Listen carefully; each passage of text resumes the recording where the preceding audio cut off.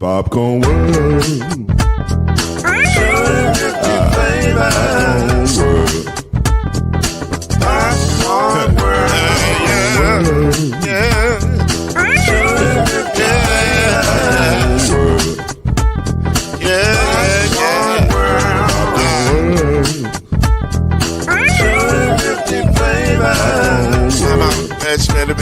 Popcorn World. Can I make you move now? Yes, I can. So you can get this movement in the back of my can. You can make it round the world when it holds in your hand. Popcorn World. 250 flavors gonna make you smile. 250 flavors gonna make you smile. 250 flavors gonna make you smile. I said popcorn make you smile. Ah.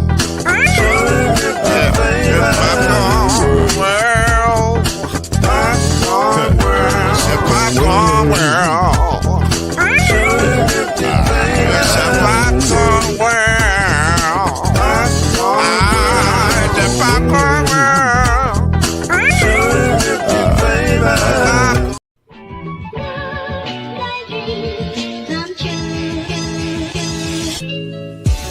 Now it's time for Believe in the ACC with our starting lineup. From Florida State, number 17, Charlie Ward. From Morehead State University, number 50, Lloyd Stan. And from Murray State University, number 2, Kendrick Haskett. Get ready for the best sports show about the ACC in all the land. Believe in the ACC starts now.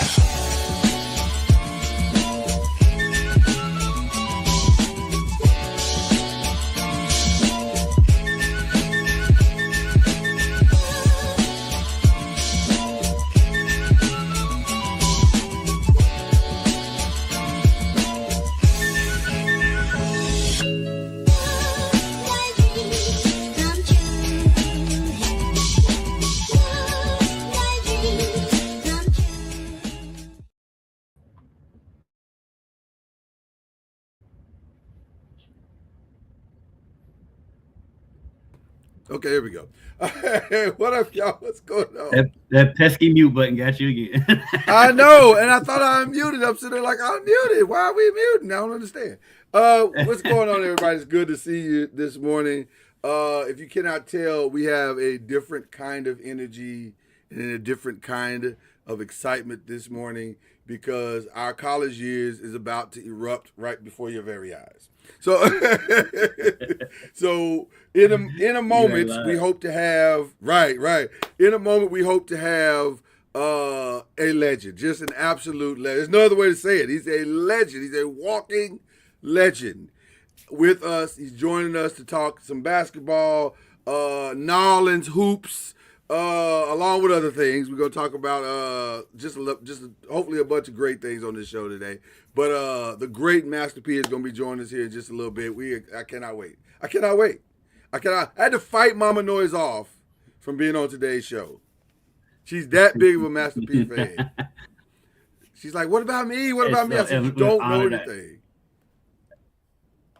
It's an honor to have him on the show. Shout out to my guy Chris 2X who set everything up. He came to me. Yeah. Pete, he does a lot in the Louisville community. I don't know how many people know that, but he had family move up here after Katrina, and so he's got a lot of Louisville connections. Of course, his son Hersey played for U of L for a couple seasons. And so he's around Louisville all the time. And the crazy thing is my history with P, and we'll talk about it when he gets here. My history with P goes back to college. More than he knows. So, Okay. I can't wait to hear that. I can't wait to hear that. It's gonna be fun to have him on the show. And saying he's really people who don't know, he's also the vice president for New Orleans University of New Orleans basketball. They actually play against his son. I know, that's in 2 days. Yeah, at Houston. Yeah, so it's gonna be crazy. I can't wait to ask about that too. Looking forward to that. So yeah, he's real. Of course, he's like any proud papa. He's proud of his sons. He's proud of everything he's doing. So honored to have him on here today. And should be.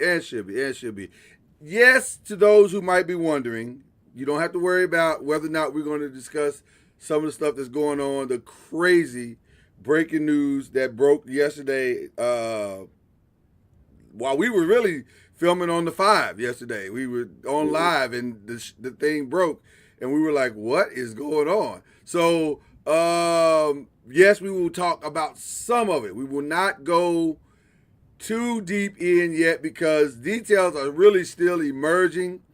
And I don't know how much, well, we can talk about whatever we want to talk about on this show, let's be honest. But I don't, right. But I don't know. I'm still sorting out what is factual and what is sensational, if you could say it that way. So we don't want to give you bad information and tell you, oh, this is true, this is we don't know. We're trying to figure it all out. So we're going to give you what we have. I'll just say this, just to lay the blueprint or lay the groundwork of it. Depending on what is true and what is not true, all of it is bad. Right. It is really shockingly bad. So I'm like Michigan didn't see. I'm sure they didn't see any of this coming. Although I'm hearing this morning on Get Up, there were some rumors about some of this, and they investigated it, but they I guess came up with nothing or whatever. So I don't know. Again, we'll get into all of that. So just hang tight with us. We got some of that. We got our thoughts on the Notre Dame stuff. We got some basketball stuff. We got some stuff. Just sit tight. Yeah. Huh? Yeah, we got plenty of basketball stuff. We got plenty of basketball stuff. So just sit tight with us today. We got a great show. Shout out to my brother Kendrick for motivating me this week. I was on the injured reserve. Was not sure I was even gonna make it today. I was like, oh, this is bad. But you had to get up and start getting, and then you get the electrolytes going, and finally, literally, I'm not even joking about the electrolytes. That's real talk. So we're here. So while we're waiting, Kendrick, your thoughts. Let's jump into a little bit of this, of some stuff here. Your thoughts on the Notre Dame stuff. The Notre Dame stuff is so crazy to me because I don't I don't understand what the AD of Notre Dame, Bevacqua, I think is his name. Yeah, something like that. Yeah. Yeah, it's like something with the aqua. So Bevacqua, I think it is. Yeah, I don't understand. Right. I don't understand where he's coming from. I'll be honest with you. I don't get it at all. Because Notre Dame has chosen historically to be independent of all other conferences and schools in the land. We want to do our own thing, right? And, to their credit, that's financially and sometimes even in a sports manner worked out quite well, right? Especially financially because they've kept all the money they've ever earned on a football field. Right? Then at some point, I don't remember the year, but they decided, well, you know what? Why don't we do it like this? We could do it like this. We'll join the ACC in every sport except football.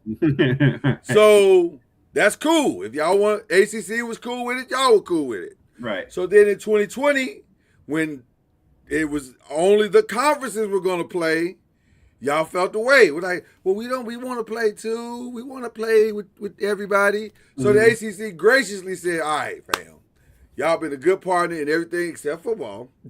So we'll let y'all come over here and play with us for a season. Worked out well for them. Won the conference, went to the playoffs, I believe, that year. So it's worked out well in that 1 year. But then when it came back time to come back, hey, that was a good year, wasn't it? Let's run it back. Y'all was like, nah, we good. We good over here. We don't need to do that. So then they went back and did their own thing again. But then they said, well, we'll do y'all a solid. We'll play y'all 5 games a season.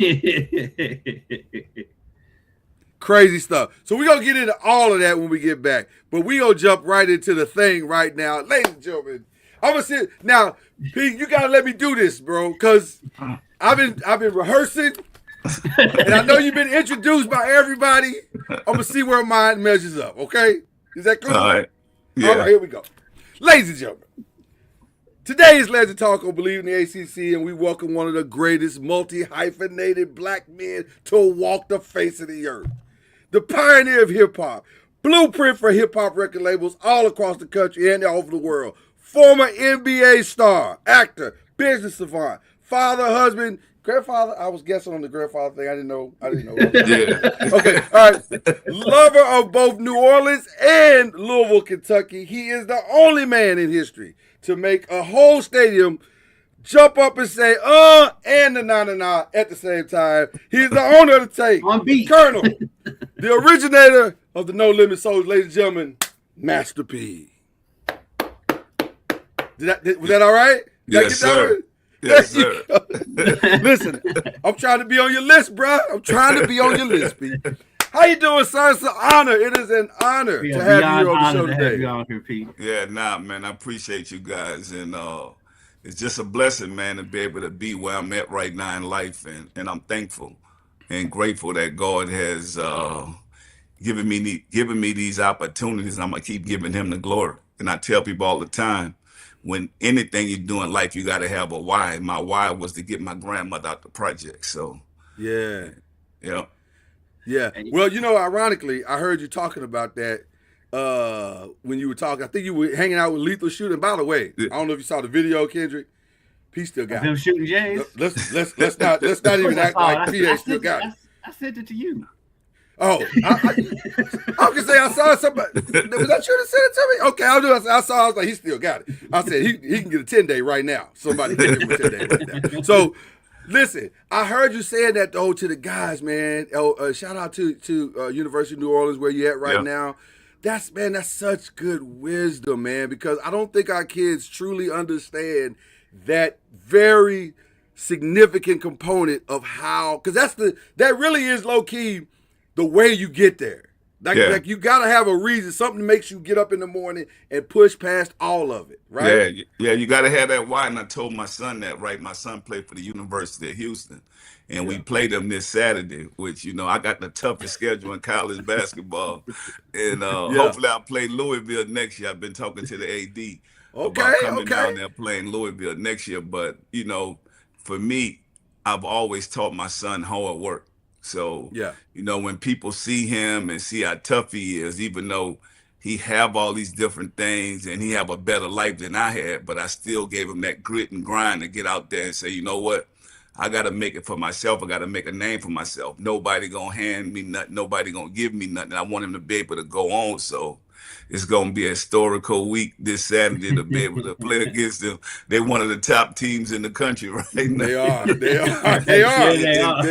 And he going hard right now. He like, Pops, I'm trying to get to the league right now. So is a little bit of trash talk in the house right now. Like, is he like, Dad, you know I'm gonna have to bust y'all up a little bit. Like, you know, he did that this summer, but right now it's more just family talk. You know, since I'm the president of basketball operation and assistant coach at the University of New Orleans, we just talk family talk and just motivate each other to keep going and keep chasing our dreams. Because we're going after two different things. He's going after the NBA, and I'm going after the being able to help coach future kids to beyond basketball, because y'all know a basketball career only lasts a certain period of time. Right. Being a pro athlete. So my thing is, how can I prepare these kids for life? And I think that's why a lot of the parents are sending their kids to me, and a lot of these kids want to play for me and my organization, even though we don't have all the bells and whistles like a lot of these other programs have. I mean, these major programs have 20, 30, 40 million dollar budgets, NIL budgets. I mean, what I've done with this program with 250K, man, is, I mean, we beat TCU, we beat Tulane. We bringing out the slingshot like David and Goliath, man. We've been on the road, man. We've been on the road for a month and something, just making money for the school. And so we don't have a football team. Everything is done around our basketball program. And, you know, my coach changed and saved my life, and I want to do the same thing for these kids. So that's the journey we're on right now. I want to talk about how difficult it is. But because you know here in Louisville, you know, they got football back, they got all that. When the basketball program is the money maker, how much different, how much more difficult is it when you don't have football to lean on? Yeah, man, it's difficult because We don't have a football program here, and we're a Division I basketball program. But what we do this year, because our student enrollment was down because the program hasn't been strong in a long time. And so what we've been doing right here now, man, is just changing it. And so I tell a lot of my friends, I tell a lot of the corporate people, go to Big Blue UNO.com and make a donation. Help this program because we need it. We don't have the NIL budgets that a lot of these programs. I had to put millions of dollars of my own money into this program just to help it. And so to be able to get some of the players that we have, the tough players, the players that want to work hard and be a part of something. I just, and I wanted to show people, like, I'm not asking people to donate to us something that I'm already donating to. I want them to know, look, I'm invested in this program. I'm investing my time. I'm investing my money. I'm investing my resources into this. So we are building this, man, and I just feel like in the next couple of years we're gonna be special. So it's tough, man, especially when you don't have a football team, because the football teams, right, that's what makes all the money for the schools. They support the schools. Give us that website again, because we want to make sure we get that out for you as well. All right, it's bigblueuno.com. UNO.com. Cool. We got that. All right.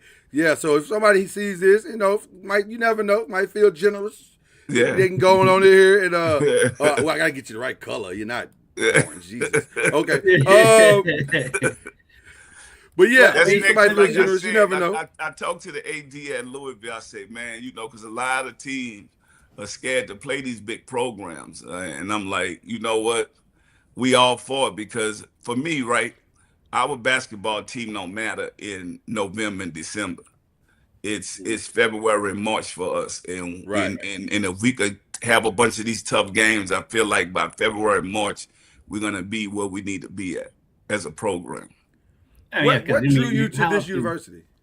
So what drew me to this university growing up as a kid, this was probably one of the top basketball programs in the world. Like Tim Floyd was the coach, and me and Tim Floyd has a great relationship. And we talked about this maybe 2 years. He said, what else you want to do, Pete? And I was like, man, I really want to coach kids, either the NBA or college.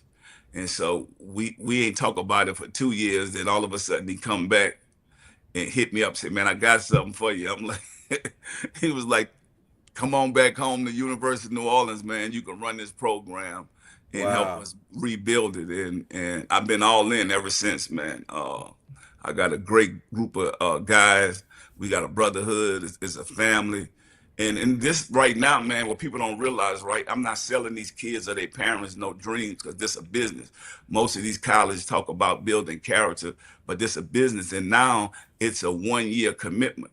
Because think about it, right? Kids come to me and I keep it real and I say, you know what? I'm going to make sure you get the money that you need, but I'm also letting you know this is a 1-year commitment, because now, you could come to my program, get seen, get put on the map, and then you could go somewhere else. I'm being honest with these kids. Like, or you could come here and stay here and go through the 4-year process and get your degree, but I'm letting them know the business side of this, the truth of this.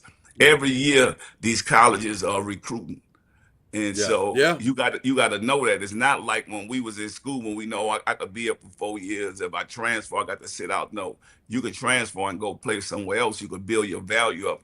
And so at the University of New Orleans, like, I got like 3 kids right now that I know that every school, major Division I school, is going to be looking for these kids soon after our season is over with. So we're going to have to be recruiting and finding more kids to fill those slots at the same time. But I also have to prepare these kids in this year of time about education, about going to class, being on time, all these different things as you move on, whether somebody go to the pros or go to another school, or whether they stay here and want to get their degree from here. I have to prepare them for all those different situations. But I also got to be real with these parents now and say, this is a 1-year commitment.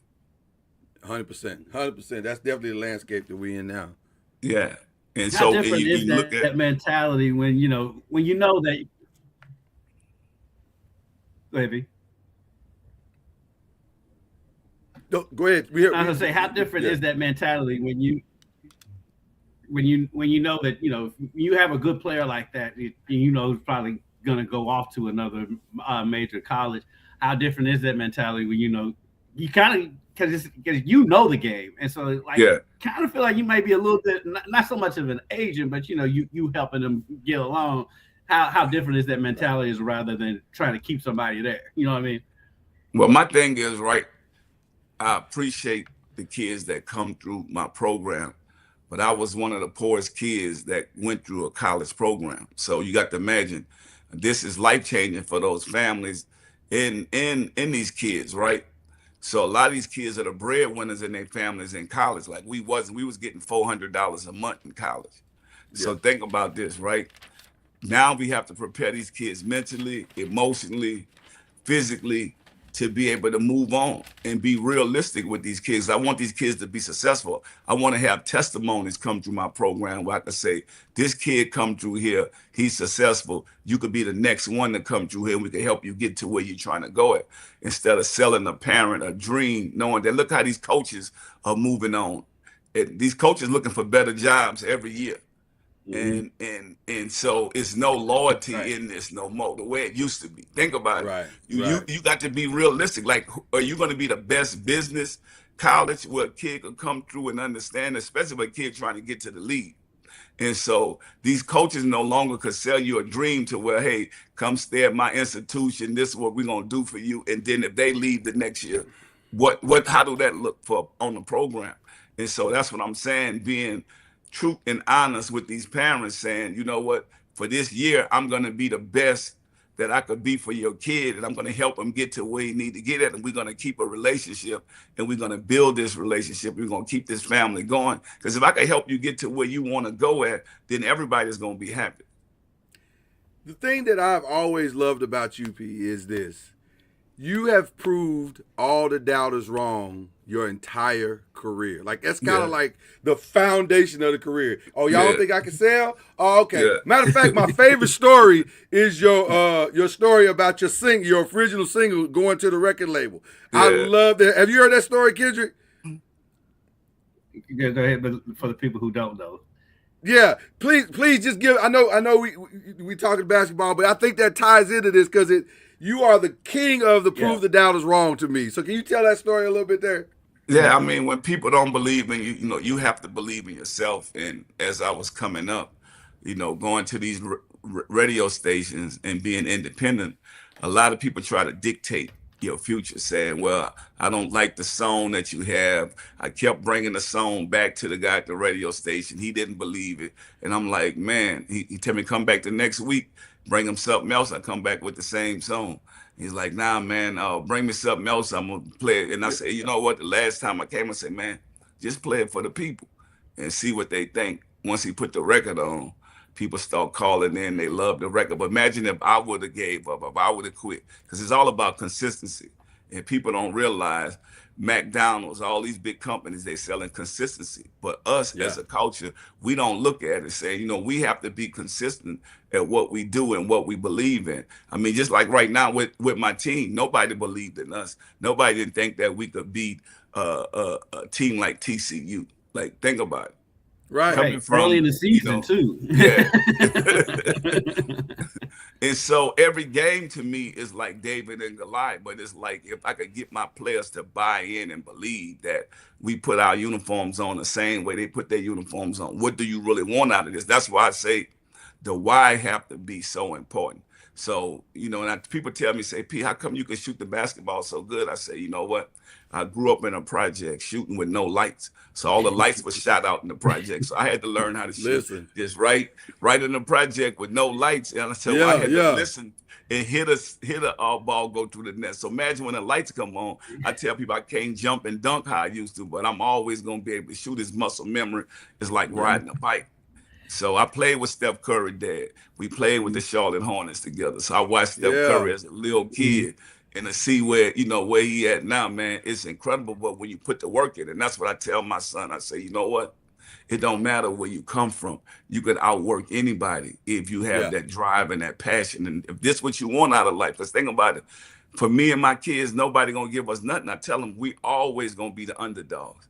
And so, my son, they went all the way to the national championship last year. They came in the final two last year. They lost to Florida. Wow. And so, that's right. Yeah. That's right. That's right. That's so right. that was his freshman year. And so now it's sophomore year, and they got a hell of a team, man. But what I love about my son, his mindset, and that's what I tell people, your mind gonna get you a long way, because you never know what's gonna happen on the journey. Because most people want to see the end, and I'm always like, no, I don't want to see the end. I just want to put the work in and let God do what he do. And so I feel if we have that type of mentality, that type of mindset, then you're going to get to your dreams and your goals, because you're not expecting nothing. Because even when I got into the NBA, right, a lot of people said, can he play? So we ain't had social media back then. Right. So if you realize back then, nobody's going to let you. So think about it. Nobody's going to let you come and take that position back then. You had to be real, but people don't realize I didn't just pop up in the NBA.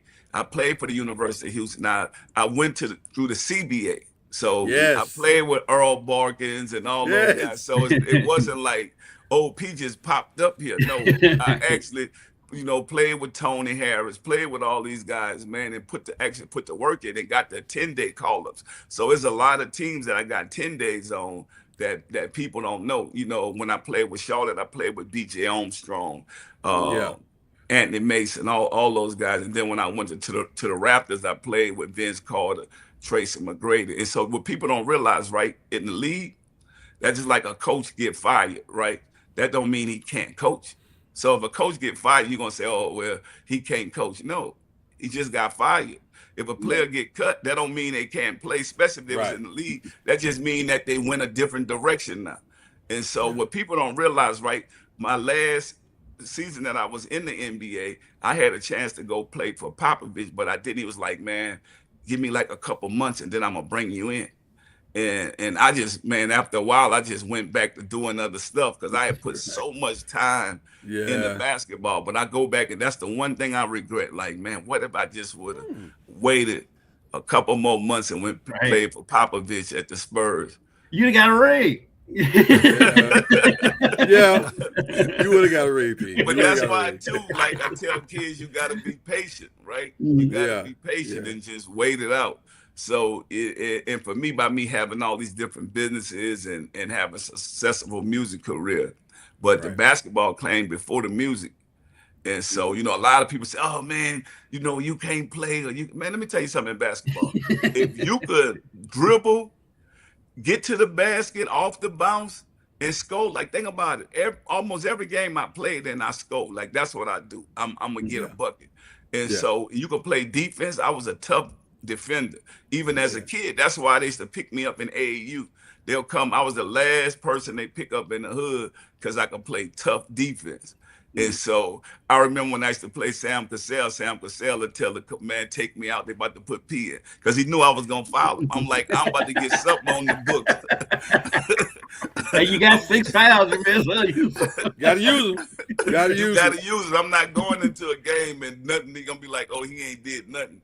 I remember John Lucas was like, because, I always score in every game. He like, man, we're going to put 3 people on P and make sure we play the Milwaukee Bucks, make sure he don't score. I'm like, shit, I'm going to get to the basket. I knew they was trying to double and triple team me, right? I'd go straight to the basket and run into somebody. Now I'm going to the free throw line. I'm looking at him like, man, I'm going to score. That's just what I do. And so, awesome. Man, to be able to shoot the 3 ball, I just was ahead of my time, man. And I tell people all the time, my music stopped me from getting a lot of opportunities that basketball was supposed to take me on. And so once the music came out, man, the music dude told me, I mean, a lot. So think about it, I don't know if I was the first in the league with gold teeth and tattoos. I know. Larry Johnson on my team, I hadn't seen nobody, when I played with Vince Carter, nobody had tattoos. I was in Toronto. Yeah, in Toronto. Nope. And definitely not gold teeth. So I was no, definitely not. They was like, because so when I first got to the league, David Stern, because that's when Dennis Rodman was just wilding out, and David Stern was like, it's cool for Master P to be in the league, but Dennis, you got to chill out with some of this. Right, But right, nobody on right. your team was going on tour at the same time either. Nah. But you know what thing about this, y'all? I want to tell y'all how respectful I was for the NBA. And Krista Chan, she's still with the NBA. She'll tell you this, right? Like I never had an entourage. I was low key. That's go good. go back and look at it, right? Yeah, yeah. It was just me. I held my own. I didn't want to bring a whole big scene out there, right? In the NBA respect, I went all around the world with the NBA by myself. Like I didn't bring an entourage out there, man. Just one of the guys. Just me. And the thing about it, it wasn't Master P on the back of my jersey. It was Miller. Right. Right. So I didn't right. go. Nobody gave me nothing. Everything I had to work for. I stayed in the gym. I lived in the gym. Put up my shots. If you could shoot the ball and put the ball in the hole, and if you're the last cut on any NBA team, you know all the plays, they're gonna bring you back. Yeah. So think about it. Like to get to where I was at, man, it was incredible because you're not gonna make it if you can't play basketball. I know a lot of people say, "Oh, well, could he play?" No, if you can't play, you're not gonna be the last cut on no NBA team. Let's be honest. Right. You're gonna get cut the first day. Soon as you walk in there, cut him. He gone. He can't play. He's not in shape. So I was in shape. I was able to do what I need to do. I knew the plays. I played defense. And so that's what people got to stop saying. We got to stop hating on each other and just be real. Like, man, if you own that team and you the last cut, you're gonna come back. Let's be honest. Yeah. Man, Yeah, look, so 100%. I tell people all the time, the 12th man on the bench in the NBA is better than anybody you know. Yeah. Right. Yeah. He'll give you 40. He'll give you 40 Yeah. easy. Yeah. Easy. Yeah. Listen, for me, watching you go through that process was one of the most amazing things because it was like, first of all, to that point, we had never seen anything like that. Like, Yeah. And even when you announced it, everybody's like, for real? Like he's gonna try. Like he's gonna try. And then when you pulled it off, everybody's like, God, no, what is it he can't do? Like the man can do anything. Like it's just, you know. And like I look about the blueprint. I talked about the blueprint of hip hop and what you were for that. I still remember, like, you were the original trunk out the car guy. Like, you were it. Yeah. There was I didn't hear about that until you started doing it. That's those bad boys. That's Right. Yeah. So I want to tell y'all, right? So I lived in Richmond, California, and you know that's where I got the independent game from, and you know watching a lot of guys push their music independently, and I was able to do the same thing. And come down south and watch the Avon lady sell her products out the trunk of her car. And I just adapted. So thinking about it, people don't realize that a lot of things that you do has been done before, but it probably been in other arenas. And so with me, I'm like, man, this Avon lady doing this. I'm gonna do this and sell my CDs and just go on the road and go to all these different places. And I think that, you know, the same thing with basketball, you know, I played with some incredible players, man, like to get to where I was at in basketball. And a lot of people don't understand that. But I played with the Nick Van Exels. I trained with those guys. Like, man, these guys was at the top level of their game. And to be able to 100%. work with John Lucas in Houston in the summer. So John Lucas gonna make you throw up. Like you ain't about to come out there with John Luke. John Luke gonna put you through and say, let's see what you really is and what you're about. So I had to put the time in, man. So I think a lot of people want to cheat the game. And I tell people in anything you do, you can't cheat the game if you're gonna be successful. It's like the game of life. If you don't put the work in, you're not gonna win at nothing. And so I learned basketball really took me on that journey to show me that you can't cheat this game. It's a physical sport.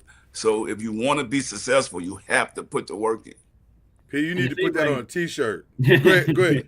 Don't cheat the game. Real talk. Yeah. And that's what a lot of people try to do right now, y'all. With the social media, you only see highlights of these people. You don't see the real grit and grind. You don't see what they doing after. Like for us, man, coming up, you actually had to put the work because nobody was watching you. Nobody cares. It's only going to show. Think about it. When you see me and you see me playing in these NBA games, you know how hard it is to get a bucket in the NBA game. Let's be real. With the lights on, they got some people can play basketball in the gym in a park. But we talking about with the lights on, with thousands of people, with the cameras in your face. This ain't Come on, preacher. You know what I'm saying? Like this, and you got a target on your back because of who you are on top of it. I had a bunch of Duke players that went out for the team at the same time that got cut early. Wow. In the season. You know, Wow. got cut early in the season, man. And it was like, you know, like every time about me, right? My music always came because I think I was ahead of my time. My music got me out a lot of places because it's like, man, you can play basketball. I love your game. You tough. But in Charlotte, the GM was like, man, this is a Bible built city. And I'm like, oh man, the man had the ice cream man sitting on his desk. I said, I'm out of here. I know I'm out of here, dog. Like, dude only knew me as Percy Miller. He was like, Master P. I'm like, man, where you get this from, man? Let me go pack my bags up. I'm out of here. I told Steph Curry, Dad, man, look, man, Dad, I'm out of here, bro. I'm gonna holler at you. I'm gonna holler at you at some point. We'll connect. We'll connect. No, but Pete, because you know you talk about how much you love the city of Louisville, even back then, because you shout out Louisville on Ice Cream Man. You were too short of like one of the first couple of major artists to really shout out Louisville on wax. Yeah. What was it about Louisville back then, and why you have so much love for the city of Louisville now? Well, so back then, I mean, Louisville just loved my music. And so yeah, we did. we did.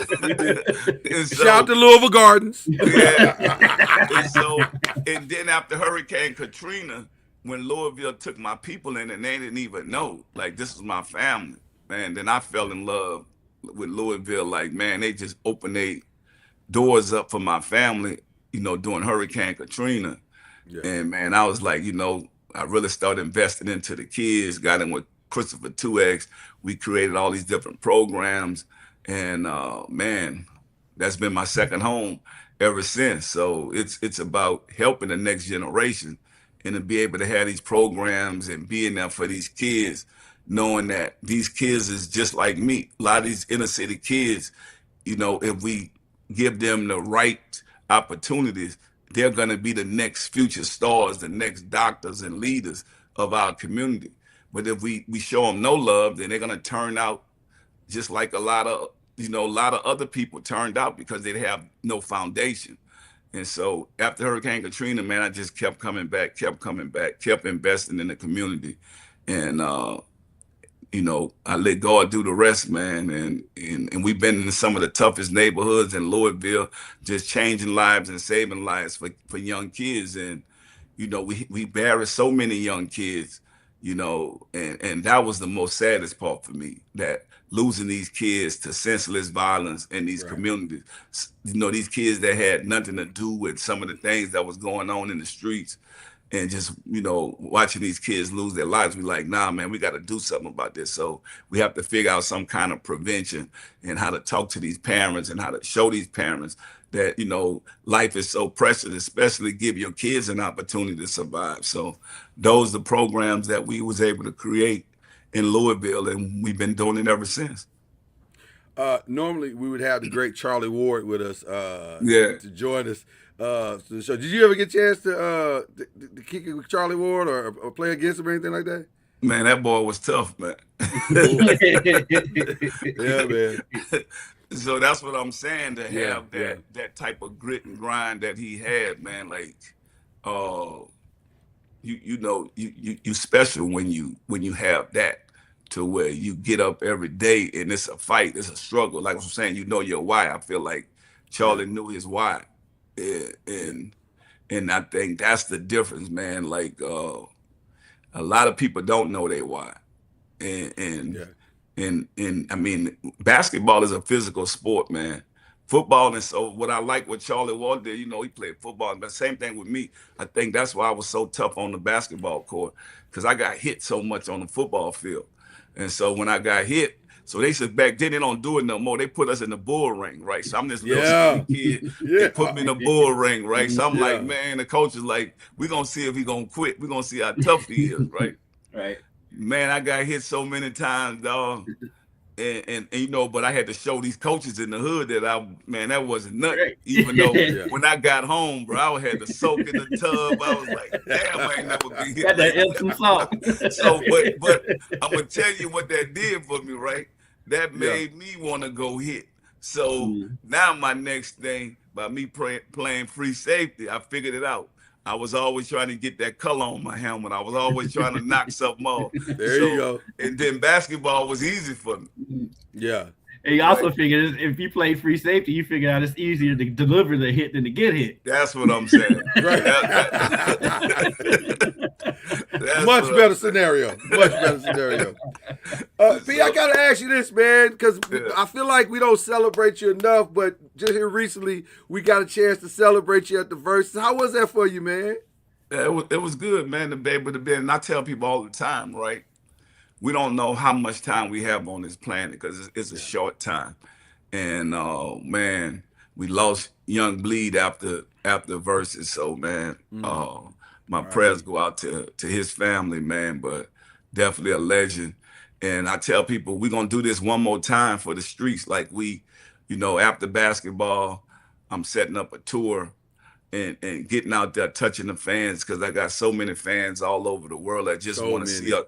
They want to see us. So I say this gonna be one more time for the streets tour. And it's just gonna be my last tour because I'm really want to focus on helping these kids and coaching and being a part of the next generation, helping us grow. I think that's the thing, because when we see a lot of people that come from where we come from, we only dwell on the negativity. We don't believe that we could change and grow and be better. And so I want to show the world, look at me, look how I changed my life. None of us are perfect.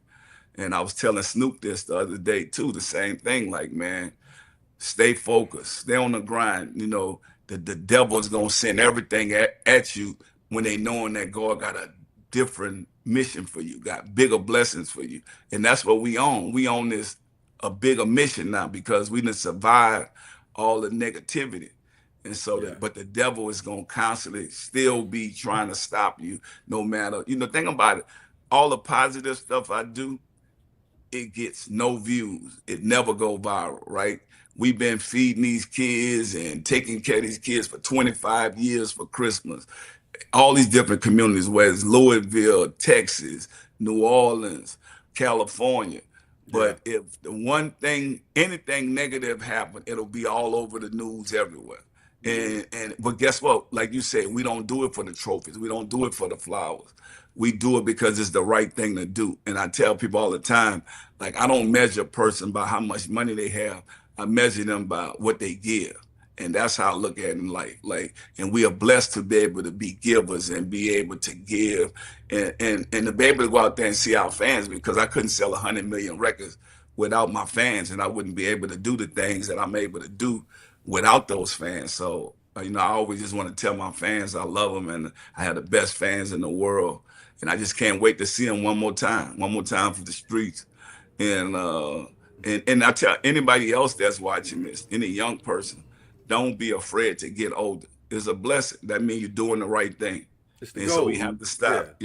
We have to stop dying young, man. I think that we think that that's cool, that we want to be the toughest and the hardest. I never wanted to be the toughest and the hardest person. I just always stood up when I need to and do the right thing. That's why I show my grade, because he won't show his grade. I show TV. mine. I got you looking I can't let people know that I am actually 50 years old. But here's why I want to give you your flowers and thank you, because you probably don't even realize when you all were hot, and then because I graduated college in '98, went to Murray State University, small little school in Murray, Kentucky. New Orleans should play there, by the way. But anyway, we had a video show on the air in Murray called The Urban, and the main record label that would make sure we had videos, had merch, sometimes we got videos before BET and MTV. Was y'all. Y'all looked out for us. This small little video show in Murray, Kentucky, man. I always wanted to tell you, man, we appreciate that. Yeah, like I said, man, I'm thankful for the people that believe in me and my career. And this is what, helped build the wealth for my family. And it's all start with wisdom, and it all start with God. And like I said, none of us are perfect, but as long as you could keep growing and get better and making the right decisions in church, like, you're going to be okay. And I think that for me, when I get up in the morning, I thank God saying it's a blessing to be a blessing to others. So, man, we're going to stay on this journey and we just going to keep educating our culture and our people and just keep growing. Yeah, going back to your basketball playing days. Yeah. Who talked the most trash and what was the funniest thing you heard somebody say to you when you was out there on the floor? So think about it. He don't talk that much trash, but it's just what he do, right? So people don't know this. I played against Kenny Payne, AAU. So, Okay. so, Kenny Payne. So people don't know, I was going to come to Louisville with Denny Crum. Denny Crum was recruiting me. And I was trying to get, yeah. And so what was crazy, right? I didn't know Kenny Payne was going there, but I played Kenny Payne. He was in Mississippi for AAU. So he was a Mississippi guy, and by me being a Louisiana guy. And I mean, he was like the best player in the country, especially in the South. So when we played them, my coach told me, like, this guy is going to be the guy to stop y'all from going to the Nationals. So you're going to have to do something. Yeah. First couple Kenny was long and everything. Man, he was big. He was like, only thing I could do was hurt this guy. I went straight to foul him. You got 5 fouls. You gotta use them. You gotta use them. That's what they're there for. Bruh, it was so funny, right? So I remember that, right? And I'm saying, damn, I'm the dude that fouled this dude. Then he ended up being the head coach at Louisville, and he was recruiting my son. So I'm like, should I remind him? I think he probably forgot. After you remind him after you sign. Let the ink dry first. You don't remind him after the fact. Oh man, listen. It was crazy, right? He didn't forget, dog. So he reminded you. That's great. But we've been. I know who you are. Well, you probably don't forget the guy that fouled you hard 5 times. You probably don't forget that guy.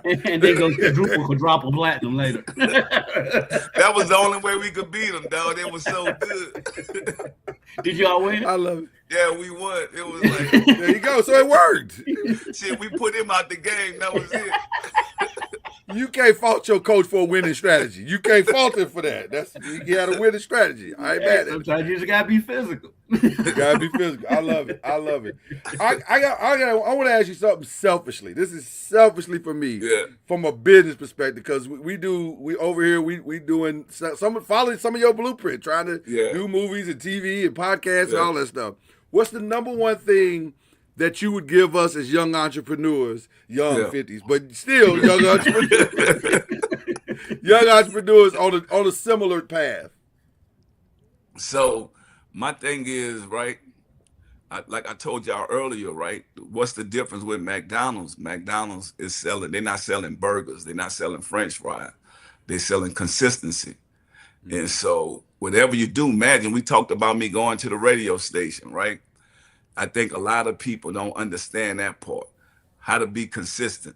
Like everything that you do, you got to do the same thing, even if you don't see the results right now, right? Every day you got to do something towards that dream and that goal, those seeds that you are planting. I think a lot of people give up because they don't see it growing.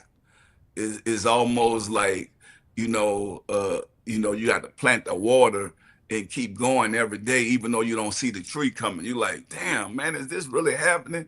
Why this not happening for me like it's happening for somebody else? It really is happening if you believe. But I think a lot of us give up too quick. We don't see it happening. Or you look across the street and you see what somebody else think is happening for them. But also you got to thank God for the timing it don't happen, because we on His timing. But you got to put the work in. I think a lot of us don't want to put the work in because we just want it to happen overnight.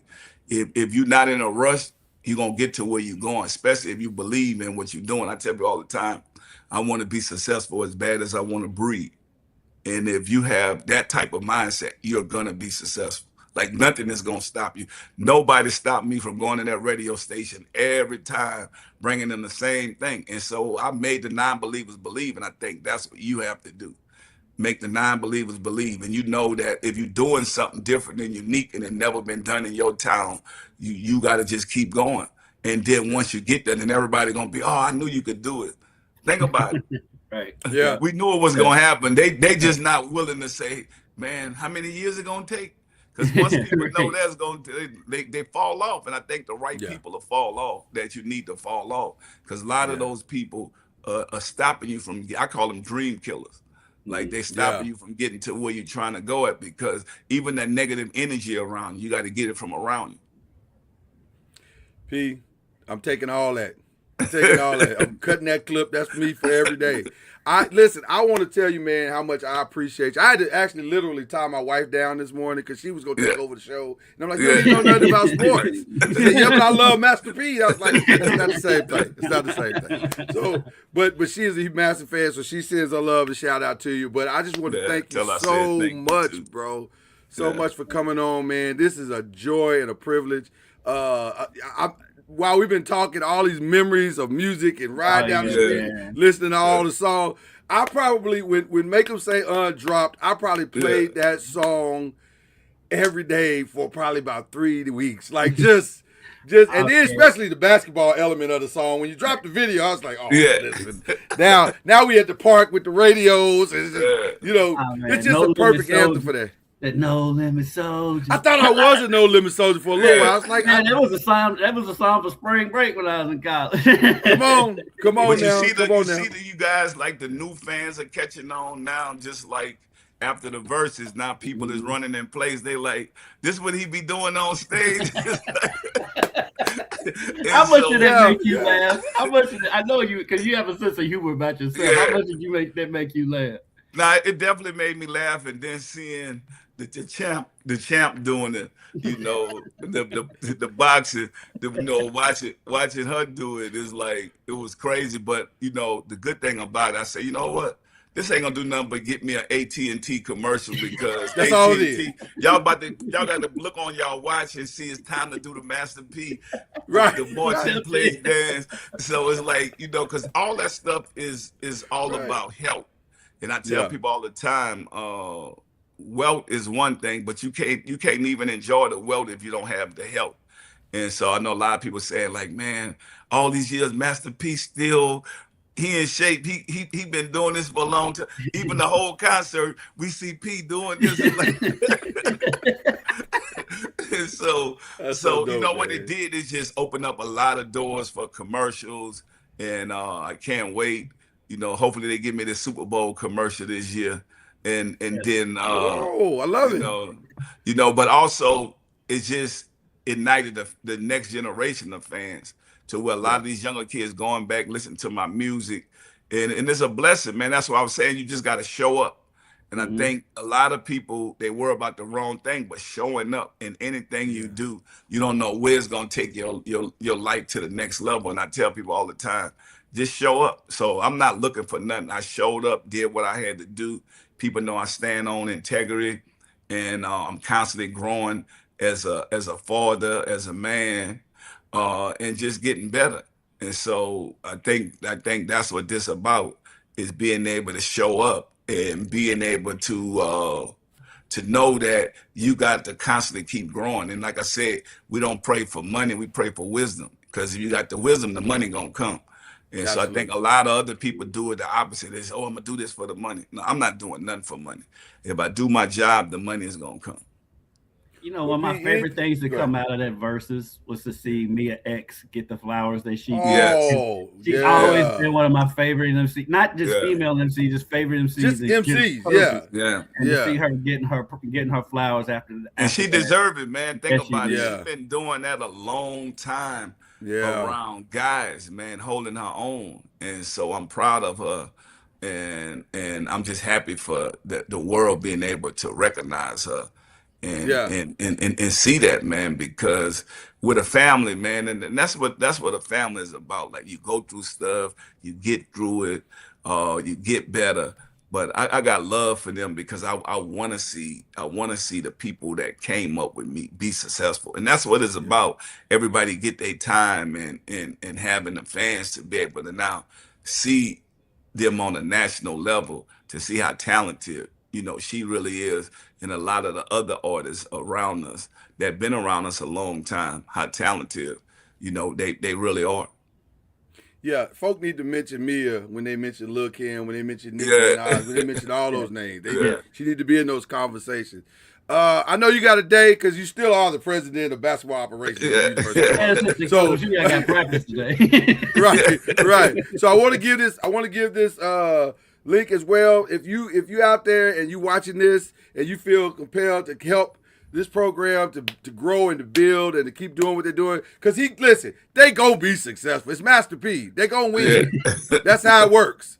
Everything the man touch, he wins. That's how it works. So, but you can help him on that journey, help some young men on that journey to be successful and accomplishing their goal and accomplishing their mission over at University of New Orleans. We appreciate you so much. This was real quick. It's a life dream. And real quick before we get you out, because you coming to town next week. Are you able to talk about what you coming to town to do with Andy Bashir and all that? Yeah, you know what? I'm gonna come on the show, but I'm also gonna be able to do some things in the city with the kids and with our program with Christopher 2X. So it's a blessing. It's gonna be a win-win for everybody, and I get a chance to see all my fans and see the kids that we've been helping for so many years. So I can't wait to get back. Well, listen, anytime you need us, you got us. We listen, we all in, brother. We all in. I get to sit there and you won't have to argue with me, because when you remember that kickball game and you threw the ball and you missed that girl and you tried to tell me that you hit her and you didn't, and now I'm sitting there arguing with you on the field. I heard about that. Look, it get competitive out there. I was trying to tell him, I'm like, man, you tripping. You can't see. You hit it. You missed. I can see you missed that girl's foot. See, he ain't think I was that good in kickball. See, it's kitty paint all over again. It's kitty paint all over again. You with my this guy. kitty paint. Hey man, we appreciate you, P. Hey man, will see you on Monday morning. Yeah, and much blessings next to you, year, man. We get that game against Louisville. So absolutely. We'll be praying for that. Crazy. Yep. Yeah, that'd be great. That would be great. Thank you, sir. We appreciate you, man. Sir. Thank you so much, man. All right. Master P, ladies and gentlemen. Master P. That's awesome, man. Appreciate it. I tell you what, man. Don't get no better than that. That's come on now. You know what? Go ahead and hit me with the humble flex. You know what? I'm not gonna hit you with the humble flex. I mean, it is a humble flex. Now, let's be clear. Everybody, the rules are still in place. But I'm so hyped off for the interview, I ain't even gonna do it. This time. Now, next time we on the show, I'm probably gonna do it just because, that's just how I work. But but listen, we've had a great time talking Master P. That's the good part of everything. I want to jump back into some of the other stuff that we were going to talk about this morning. We were talking about the Notre Dame thing right before P got on, and how crazy that whole thing has turned out to be. And I got to be honest with you, Kendrick, I do not understand the AD at Notre Dame at all. I don't understand where he's coming from. I don't understand his thought process, because you saying we wrong for fighting for ACC's wrong for fighting for Miami, but you literally sit there fighting for Notre Dame. What are you talking about? I can understand him fighting for Notre Dame. I get it, but to come after the ACC for supporting the team that's full blood, all 10 toes down in the ACC. I mean, why would they not? And it wasn't like they lack of a better term, Notre Dame. They just saying our team deserves to be in there. Notre Dame is just like right now they just look like the spoiled rich kid who didn't get their way. Now they're just making a whole bunch of noise. But Notre Dame is. Let's be honest. Notre Dame ain't won a national championship since Tim Brown was there. Right. So facts. And so the amount of respect and everything that they get. Now, granted, I ain't mad at them. If you can get it, get it. But all the deals and everything that they have going I don't understand it. Why are we bending over backwards from Notre Dame? Even because next year, the clause kicks in where as long as they finish in the top 12, they're good. They in the playoffs. Right. Why is Notre Dame getting this deal? I hate all that. I mean, yeah, okay, they are a TV draw, but like Miami's a TV draw. But are they though? We say that, but are they? Because I was listening to some other pundits talk about a network that's paying them a bunch of money. You do. But I wonder though. I would love to see the actual numbers of those Peacock games, especially the Peacock games. Like, are people really watching? Because a lot of people don't even know where Peacock is, how to find Peacock. You know, so it's still early in the game for that. But that's where a lot of the that's where a lot of the. But like, I don't think you can really judge it for another couple of years because I agree. A lot of people still don't know how to even get Peacock. Right. So, but one thing I do agree with AD about, there has been damage done for sure, and he's going to have to walk this back at some point. Shout out to the Big 12 one doing the damage. Right, he's the one doing the damage. The Big 12 commissioner said it best. He said, "Hey man, you out of pocket, right? For real." And I'm hearing a lot of talk about ADs at different universities saying, "Oh, this is how y'all feel? Okay, well, how about we won't schedule y'all?" Right. Because if you're independent, you got to find your own games. Right, and they could easily schedule you out of not making the top 12. Because if you ain't got nobody to play, how you get to the top 12? Right. You ain't going to get to the top 12 playing, San Jose States and, at all. No disrespect to San Jose State, but you know what I mean. It's a little disrespectful, but not inaccurate though.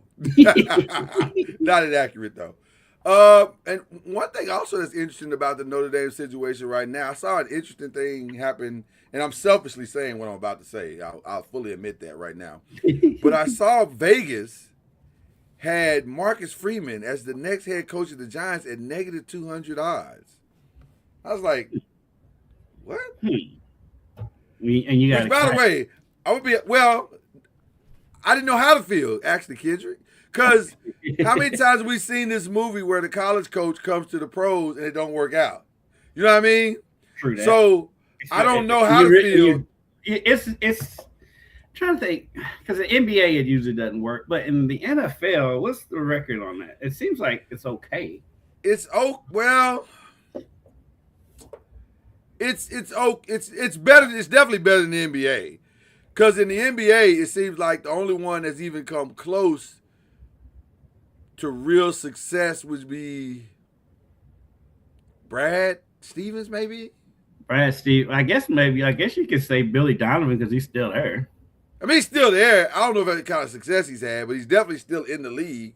But it doesn't work out a lot. Like Tim Floyd didn't work out. Patino didn't work out. Calipari didn't work out. It doesn't work out for some of the best coaches in basketball, college coaches in basketball. It doesn't work out because it's not the same game. Now, in football, yeah, I mean, Pete Carroll did his thing. Jimmy Johnson did his thing. Harbaugh has done his thing. It has worked out better in the NFL, but Marcus Freeman is so new to this. That's the only thing that makes me nervous. He's so new to this. And so he's done a phenomenal job at Notre Dame with what he's been given. You say his new to this is different from the average new to this because he's new to this at Notre Dame, where it's basically the expectations are just as much as they are in the NFL. So I think that's true. That's true. That's good too. The hell, the expectations at Notre Dame are out of whack anyway. Every year. So that's more expected. He can handle the Cowboys job at this point. Let me ask you a question. More uneven and ridiculous expectations at a university, Notre Dame or Kentucky? Notre Dame. Kentucky basketball, I mean. I know what you mean. It's still Notre Dame. Yeah. You think it's Notre Dame? I don't know, man. We've seen the couches burn. Kentucky has had success in basketball way more recently. Well, now that part is true. That part is very true. I just think they won what 3 national championships since Notre Dame won a football. Did 12 and 98 and 96. Yeah. I'm thinking about it. Yeah, you're right. Okay. Fair enough.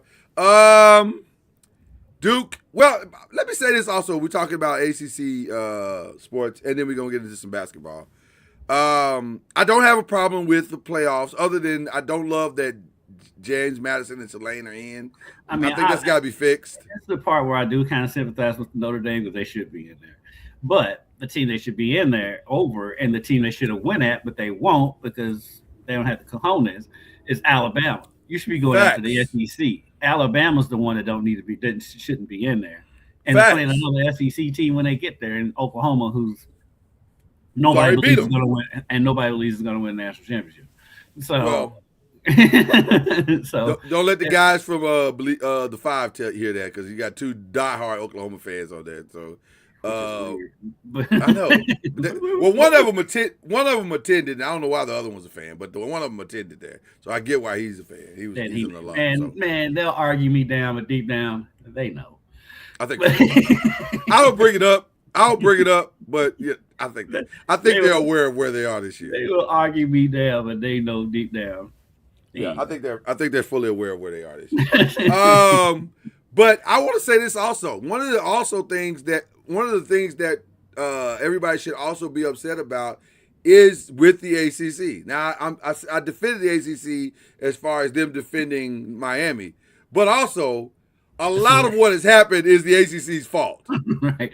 Well, because two part of that too is their tiebreaker rules are weird or whatever. The word you're looking for is ridiculous. At the same time, that seems like when you have a playoff system, the tiebreakers in the conferences should be universal. Like, everybody's the same tiebreakers. Yes. And it should also, the rankings of the teams should also play a part in the tiebreaker, because that's what the system says it is. It's about who is ranked higher. So Duke, with all due respect, and by the way, we called that Duke would win that game. We knew that Duke was going to win that game. Yeah. But still, Duke should have never been in that game. It should have never had the opportunity to play in that game. And so I'm not mad at Duke that was not going to the playoffs. I don't think a 5-loss team should be going to the playoffs. This is not in football. Now, in basketball, it's different. If you make it in, you make it in. That's just how, because it's 68 teams making it in, so it don't matter anyway. So, but in this, as long as we have this system, I don't want to see teams that got beat earlier in the season by 30 or 40, whatever it was, Tulane lost by. Tulane. Right. Yeah. We don't want to see a repeat of that game. So I'm still in favor of a tier in between the FCS championships and the FBS championships, like we do in high school. Like, there's a 6A and then here's a 5A. Maybe you put those mid majors in that 5A and let them fight for something real. Like, come on, man. Or what I think is probably not too far fetched, a playing game. Like Tulane and James Madison to play each other to get into. I like that. And then you preserve that last spot for another Power 4, Power 5 team, whatever. I like that. I can get on board with that.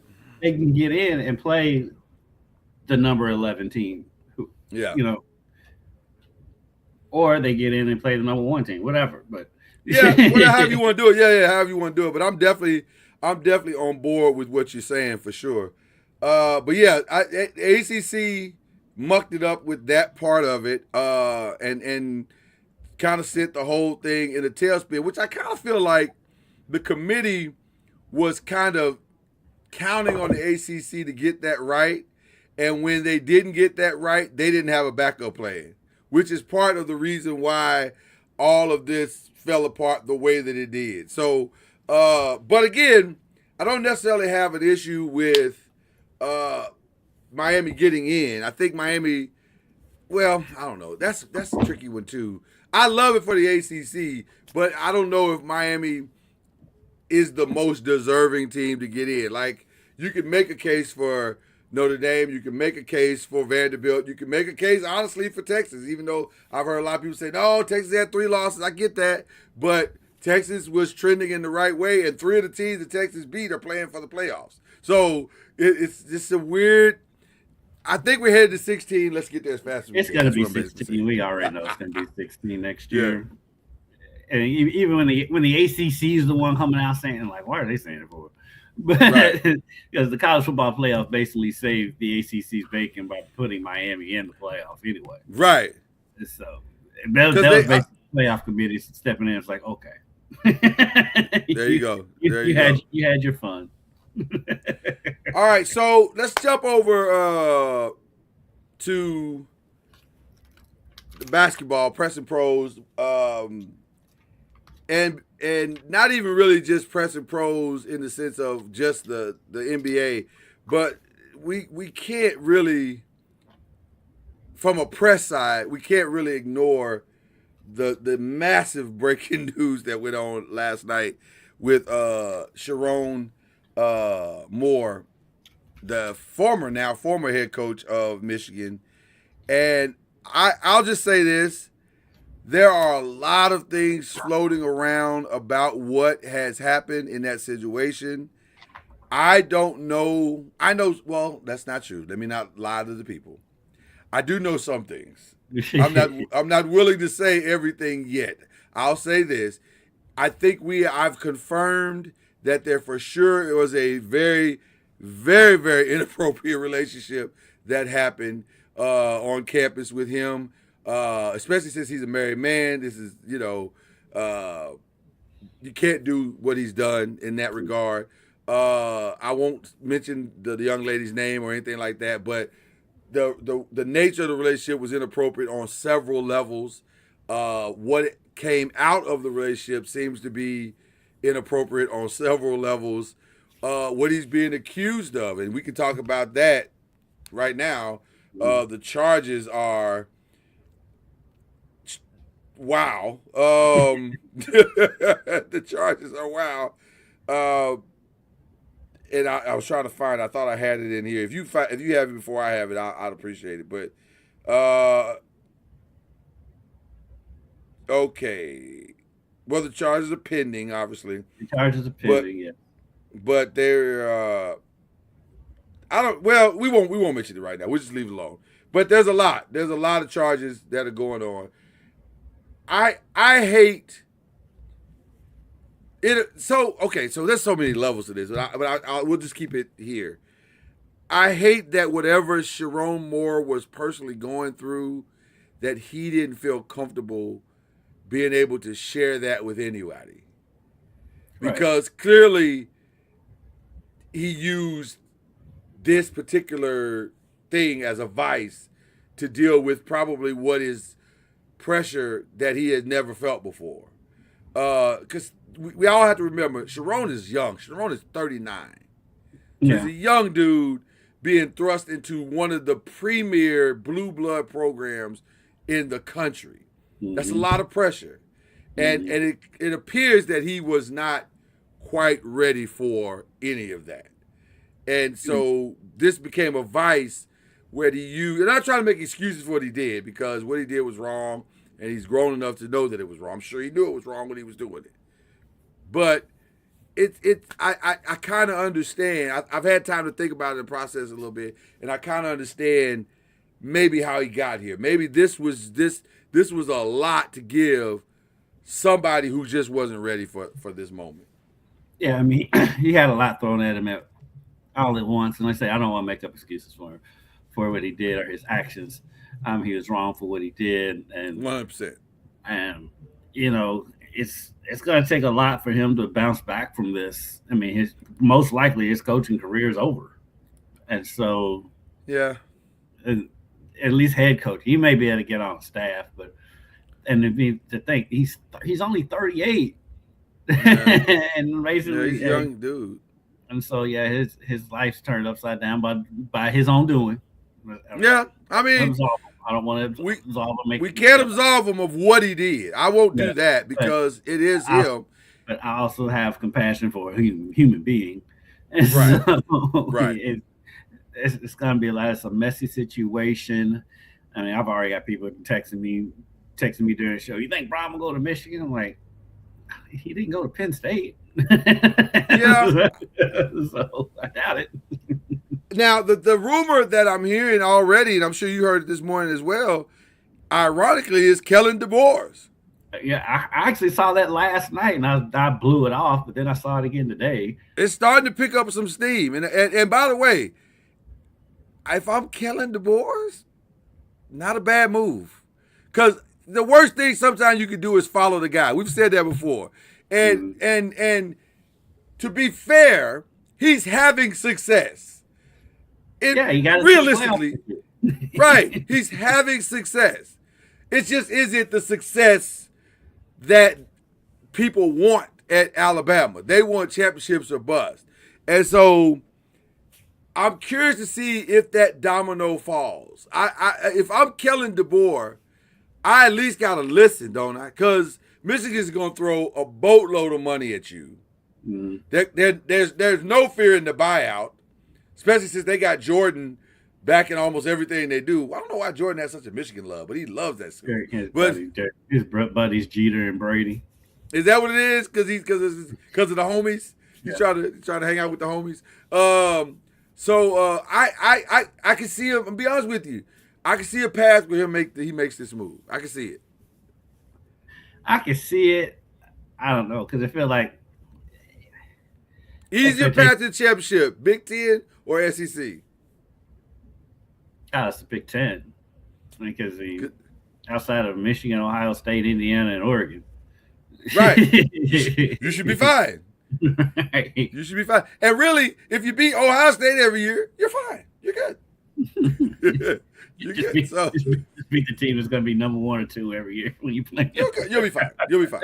There's a lot less pressure at Michigan than it is at Alabama. Right now, your rivalry game is much easier at Alabama to beat Auburn than it is to beat Ohio State. Now, the rivalry game is much easier at Alabama.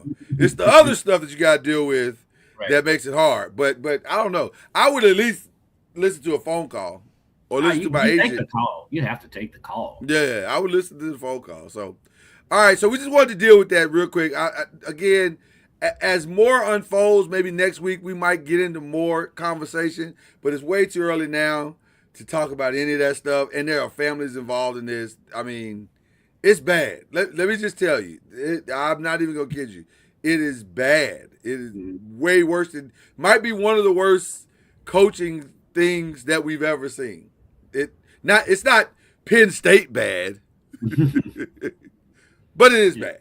It is bad. It is bad. It is bad. So Strong, he had time he was on Charlie Strong's staff at Louisville at one point. So we know him a little bit.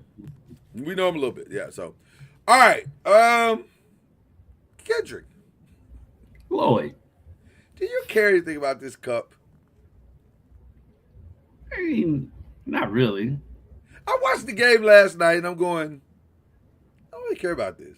And it wasn't even really that great of a game. Like, it was. I can see the first game was awful. The first game was awful. The Suns and Thunder game was awful. Oh my God, it was so bad. Well, I mean, how the Suns even got there is beyond me. And then, like, the Thunder, they're going to break the wins record this year.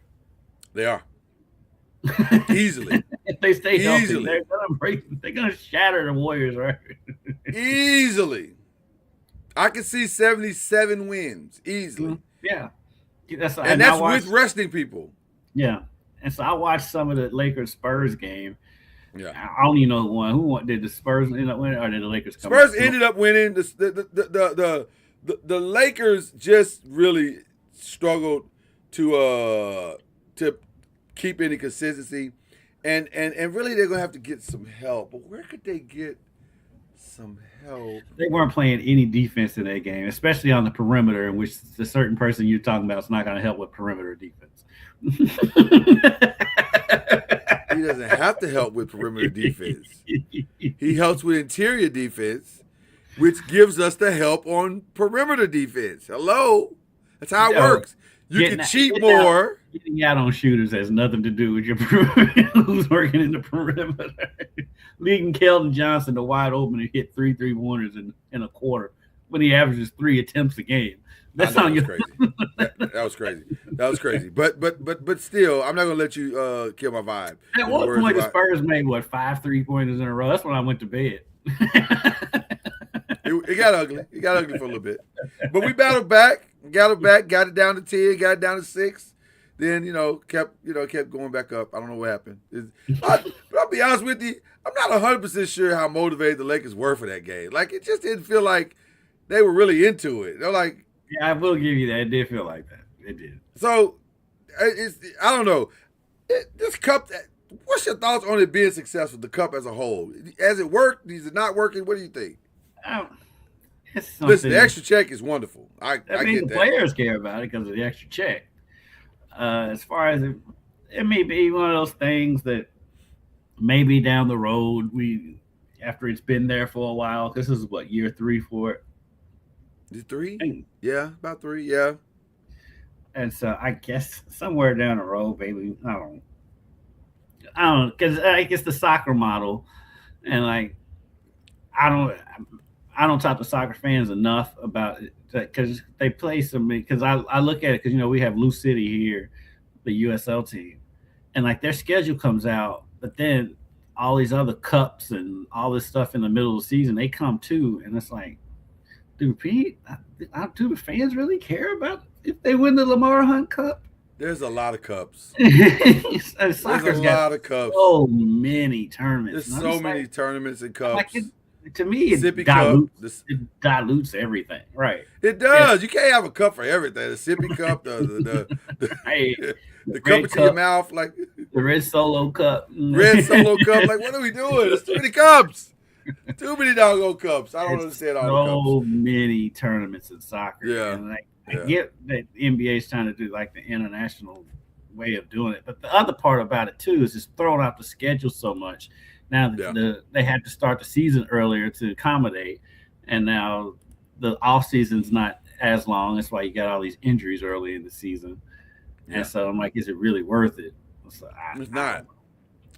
I mean, just give them everybody a 5% raise and let's move on. Like, but they got a contract for it, so.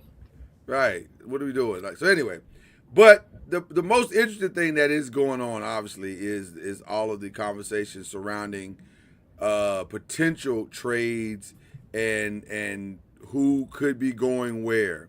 And right now, I mean, the 4 names that keep popping up on everybody's radar, and the 3 specifically that are just odd. Giannis obviously makes the most sense because that's a significant game changer. And by the way, all that goes down in 3 days. So December 14th is I think Saturday or Sunday, and is it so the 14th or the 16th? 14th or 15th is one. Yeah. It might be the 16th. The 16th is a Monday. Okay, I think the 16th is the actual day that you can start. Tuesday. Yeah, but the 15th I think is the day everybody hits the deadline of now everybody's tradable. So anyway, but something like that. But anyway, it's next week. It's next week. It's next week. That's basically where we're going. It's next week. What makes it interesting is that the Giannis thing at this point seems almost certain that it's going to happen. He had a meeting with the team 2 nights ago, and said to the team, hey, don't worry about me getting traded.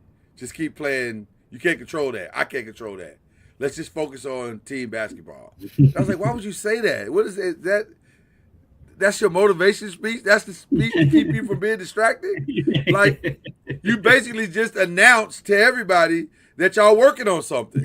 So, which is fine, because hopefully we're the benefactors. Of me being a Laker fan, hopefully we're the benefactors of all of that. Although, I'll be honest with you, as much as I would love to see it happen, it's still hard to see it happening. Does that make sense? Yeah. Like, it's such a far-fetched thought that this could really happen. So much has to happen for that to, what I mean? So many teams have to get involved.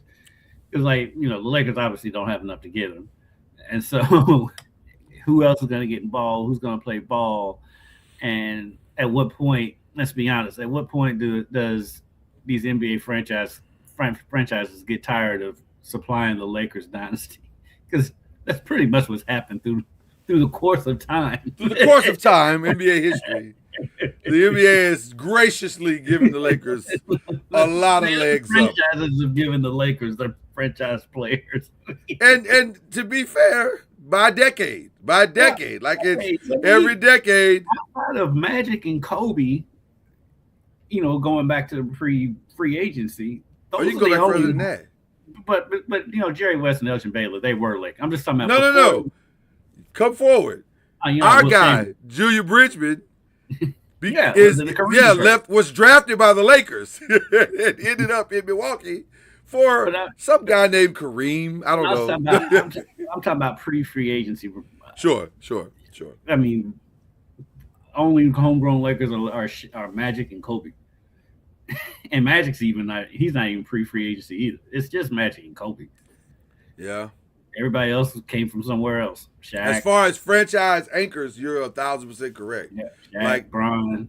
It's always been make a move. Pau Gasol. It's always been make the move. I guess you could throw Worthy in there. James Worthy in there. Worthy is homegrown, one team. So but predominantly they're pieces. No, you're 100% correct. It's the Lakers go pay for franchise go pay for championships. They are not afraid. But the other franchises play ball, which is weird. Yeah, it's crazy that two franchises have like a significant percentages of all NBA titles. Like. Yes. The Lakers, one has 18, the other has 17. The funny thing is, though, the Celtics, for the most part, they are homegrown. For the most part, yeah. They've kind of done their own thing. Yeah, except for the Pierce and KG title, every other title they've got is with homegrown players. This last one, Tatum and Brown, and then they build their own. Build their own. It's two totally different styles of running your franchise. So with free agents, I call free agents, trading doors beginning to swing open. I gotta ask about Giannis. I gotta ask about Ja. Although the irony of Ja is it's the opposite of Giannis. Yeah, they're struggling to find a market for him. They can't, and he keeps making it worse. Like he walked on the court the other day, trying to jump in somebody's face. I'm saying, what are you doing? Do you not understand your circumstances and your situation? I mean, are you not aware? Where is his agent? Because everything, again, I go back to what Klay Thompson said. Everything he said was spot on with Ja. Spot on. And it's like, again, we've been saying it on this show for 3 years now. Yeah. They don't have a vet. Yeah. They don't have somebody to just snatch him up. They don't.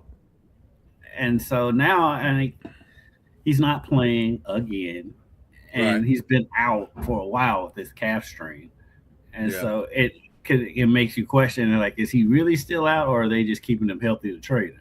I feel like it's that same thing, and I'll be honest with you. I'll say the same thing about Zion. I think it's the same thing. I think some of it might be injury because Zion is forever hurt, but also. I think so. It's Ja, right? So ironically, they were AAU teammates, but 1 and 2 draft. I think some of it might be we need to keep these guys reasonably healthy because we're done. It's over. Mm-hmm. This marriage is over.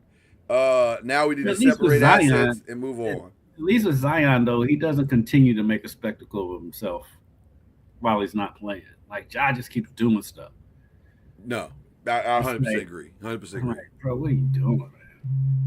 Can I ask another question to you that's a little bit difficult? Am I going to say no? What do you do with Chris Paul? Because the Clippers said they're going to try to trade him. Who wants? I don't even. Nobody. But I said that too fast, didn't I? I said that way too fast. There lies your answer. Nobody. But the problem is, do we really want somebody that's one of the top 75 players of all time to leave the game this way? You don't. I hate that Carmelo left the game the way he left. I hate it because I don't think he deserved that. Well, I mean, if we're being honest, I mean, it sucks, but it is a reality. A lot of players leave. A lot of players leave this way. I mean, Allen Iverson left this way. They do. I mean, they do. And I hate it for him. Rajon Rondo basically left this way. I mean, a lot of times these players get retired before they retire. Like AI was retired 2 years before he retired. Yeah. Oh yeah, 100%. Rondo was a year. Carmelo was what, a year before the NBA retired before he actually retired.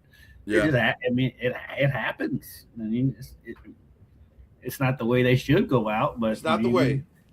Will somebody throw him a bone? Will somebody throw him a bone? They won't. They won't trade for him. Nobody's going to trade for him. I think that's the only team I can see throwing him a bone is the Lakers, just because of LeBron's relationship with him. I thought about that. I thought about JJ and LeBron. JJ is a good friend of Chris. LeBron is a good friend of Chris. Maybe the Pelicans, because that's where he started. I'm gonna be honest with you. That's not bad. To be honest with you, they need the Thunder might because they did. Like he was a fan favorite there. He did have good years. There's a couple of years. Can I say something to what you just said? I would love for the Thunder to do it because that might be his last and final chance to get a ring. Yeah. Now he won't contribute much to the team other than I'd be like Tracy McGrady knowledge. right. He'll contribute knowledge and expertise, but other than that, there's nothing else he's given to that situation. But I would that'd be awesome. That'd be really, really, really awesome for him to go there. If I were betting, I'd say either the Lakers, the Thunder, or the Pelicans. Yeah. Another name that's popping up a lot is AD. AD's popping his name up. You think AD's helping to pop up? I think AD wants out of there. Well, it's interesting. Now that Derek Lively's out for the season now, so I think they're about to have a fire sale. If I'm being honest, I think they're going to have a fire sale. I think AD's gone. They're going to get rid of everything and build around Cooper Flag. Why not? Why not just gut the whole thing? AD, Clay. I think they keep Kyrie, but I think AD and Clay and. Do you? I think so. 32, 33, Kyrie is. Kyrie's 33 is different from everybody else's 33, though.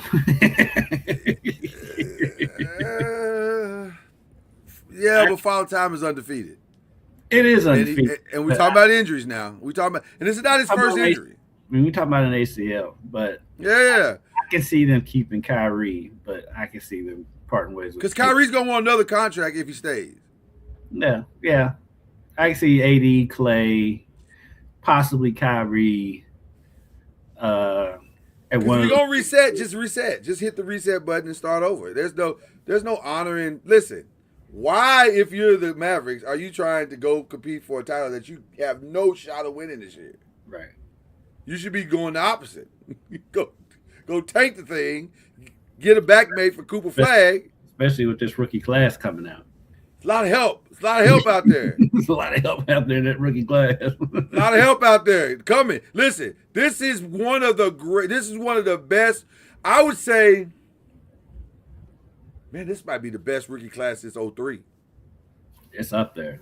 It's gonna be up there. It's gonna be good. I don't think real basketball fans understand yet what you're about to see with this rookie class. But this is a rookie. It's got talent everywhere. You can just listen. There won't be a clamoring to get the top pick this year because you don't have to. You can sit in the spot that you land and still get a franchise impacting player. Mm-hmm. Maybe even a franchise changing player. Anybody in that lottery is going to get an impact player, an immediate impact player in there. Man. So I think if I'm the Mavericks, I just gut it. Why not? I'm with you on that. Yeah, just gut the whole thing and be done with it. It's, So anyway, that's an interesting one. For some reason I heard the Pistons that are interested in. I don't get that at all. Interested in who? In AD. I can see it. A lot of Pistons know it. I see it, but I don't understand why you would do it. Like, well, the thing is with AD is like he's not a guy that's going to come in and disrupt things. He doesn't have to have the ball.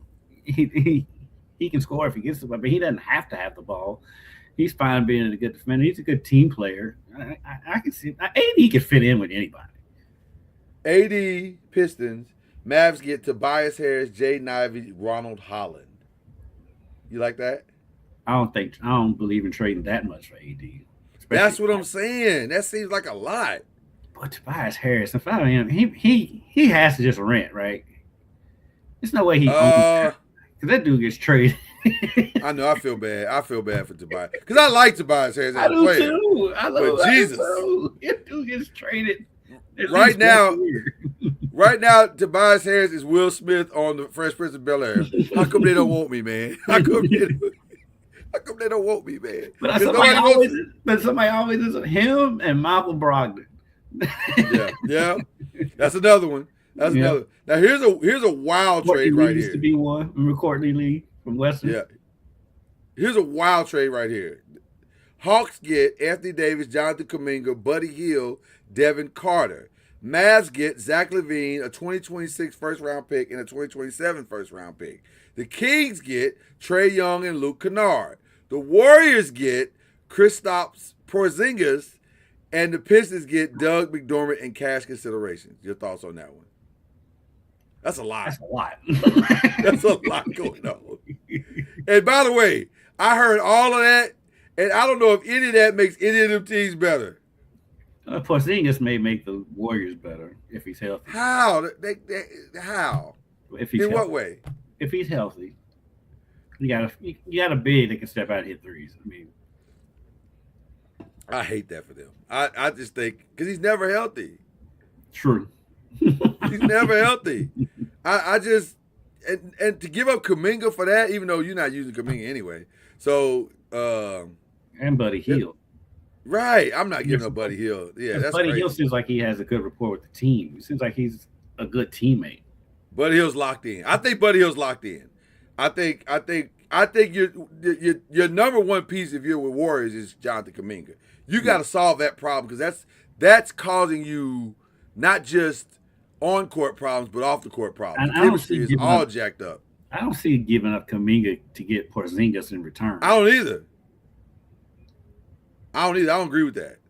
Yeah. Now this is interesting. Anthony Davis, Tony Bradley to the Raptors, who are surprisingly really, really good this year. The Mavs get R.J. Barrett, Jakob Poeltl, Jarvis Walker, and Ochai Agbaja, and 2 first-round picks.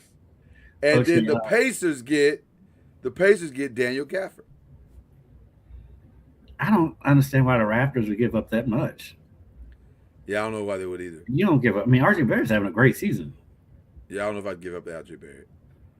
I wouldn't give up RJ Barrett for Anthony Davis. And by the way, if I'm the Mavs, I'm not 100% sure now that Lively's gone or Likely's gone, whatever his name. I get his name messed up all the time. Lively. I don't know if I give up Gafford. But if you're gutting it, then if I'm losing, well, am I gutting it to the studs? I guess I am if I'm getting up Gafford. you'll get Lively back next year. So now this is the one that makes the most sense to me. You will like this. Anthony Davis, Mason Plumlee to the Warriors. Draymond Green, Jonathan Kuminga to the Mavericks. The Lakers get Buddy Hield, and the Hornets get Maxi Kleber and Dalton Connect and cash considerations.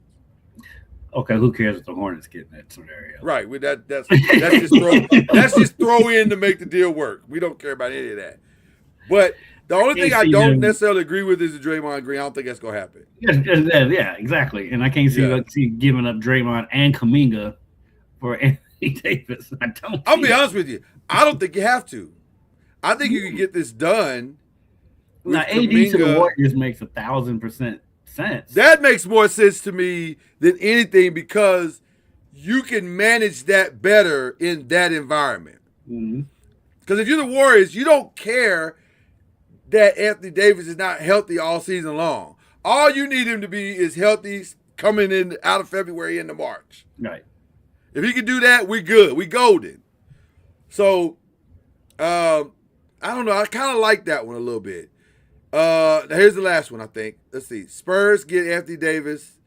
Mavericks get Harrison Barnes, Keldon Johnson, Luke Cornett, a 26 second-round pick, a 28 and 29 second-round pick, and swap rights for the 2030 first-round pick. And then the Bulls get Najee Marshall. I can see that because essentially, let's be honest, the Spurs are giving up a bunch of junk to get Anthony Davis in that trade. 1,000%. 1,000%. I'll tell you one of the reasons why I do love that trade. They need some Wembanyama insurance. And also they need someone who can continue to mentor him. And I think Anthony Davis could be a great mentor for him. Is Wemby out for the year? How long is he out? I don't think he's out for the year, but he's out. Like, and they don't seem to have I've heard no timetable of his return. So I don't think this is the same thing he was out for last year. No, but his outs, right. But his outs seem to be very significant lately. Like every time he's out, he's out. So I'm not saying he's Zion Williamson yet, but you worry about that with his frame. Yes. Anyway. Yes. 1,000% yes. So that's interesting. But we gotta stay tuned on this trade thing. I think that's gonna get heated up faster. We'll get some movement next week. Maybe not necessarily that, but we're gonna get some movement next week. Conversations are about to truly begin. Like they're starting to bubble under the surface, but once the deadline hits, I think you're going to see some crazy stuff go on. So don't be surprised if your favorite guy may not be on your team anymore. Like And let me say this. As great as Austin Reeves has been, there's a gaping hole on the defense. And they know it. And they know they got to fix it. And the name that keeps coming up that I hear is Herb Jones, which is a perfect fit for what they want to do. So if you can swing to Herb Jones, free up the Austin Reeves future money, and still get Giannis, that's your win. I think that's the blueprint the Lakers are after. We need to put guys around these guys that can play defense. It's not about offense. We got Giannis. And by the way, that does not exclude, despite what Rich Paul said the other day. I never listen. I never take anything he says.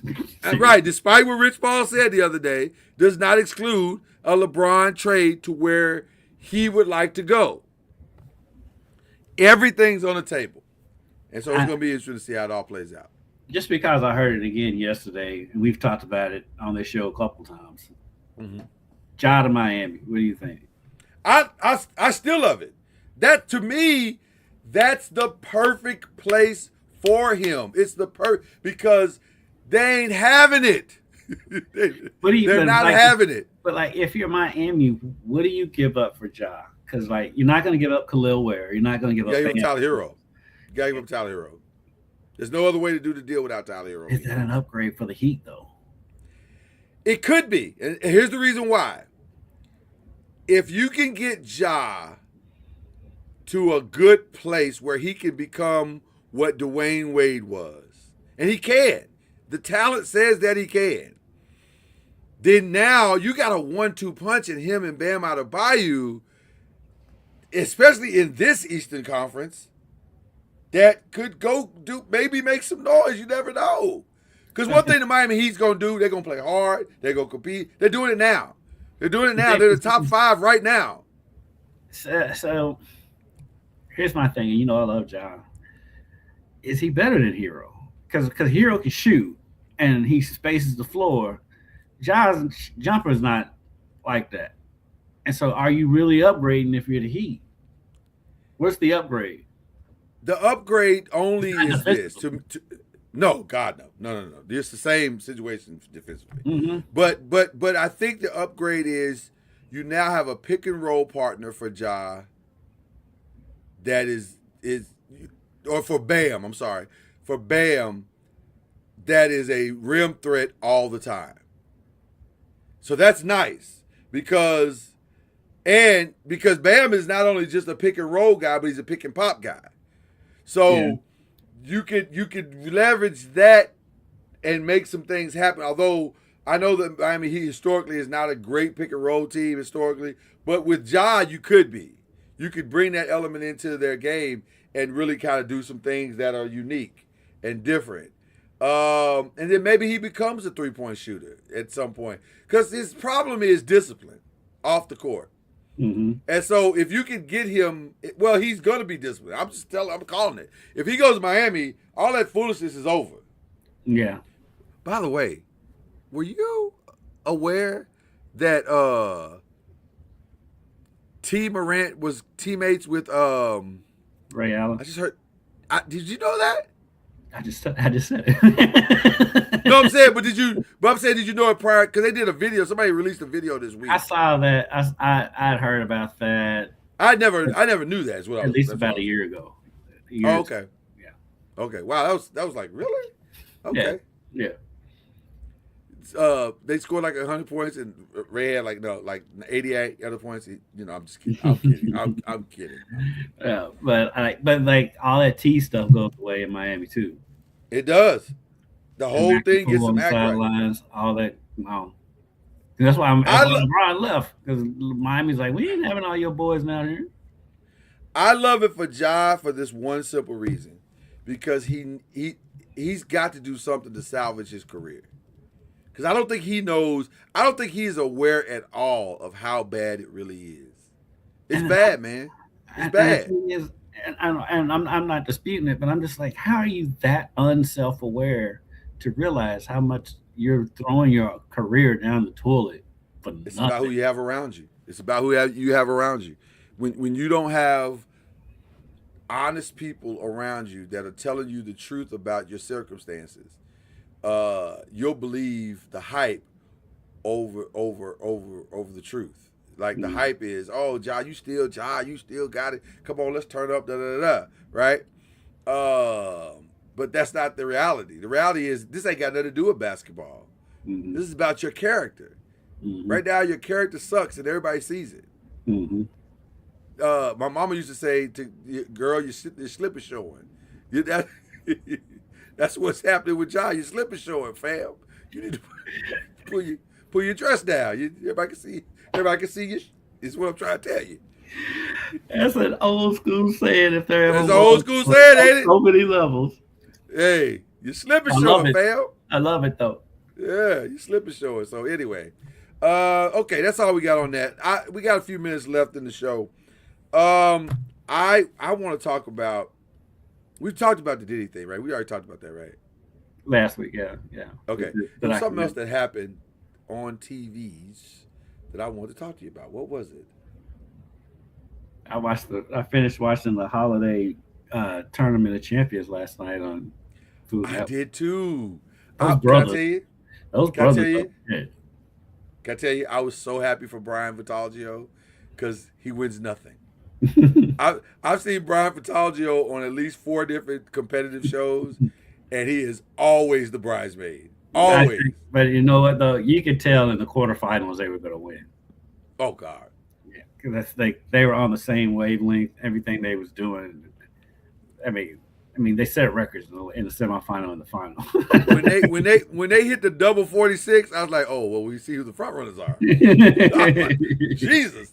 Double 46? What is happening right now? Now, I will say, though, what Jet was doing on that grill in the semifinal and the final.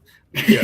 I felt bad, and I'm a Jet Tila fan. I love Jet. I was thinking to myself, I hate this finals because I love Brian and I love Jet too, and Jet's long overdue because Jet been a bridesmaid too. Yeah, he's been a bridesmaid a bunch of times too. He's been a bridesmaid too. And him and that's the first time I've seen the young lady on there. I didn't know her. No, she was a beast. Yeah, she was a beast too. She was intense. Oh, she was intense.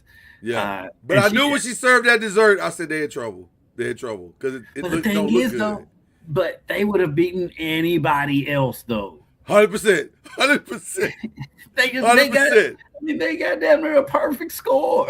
Yeah. Anybody, you're right. Anybody else, they would have destroyed. But that was just the Vitaloggio brothers was in the zone.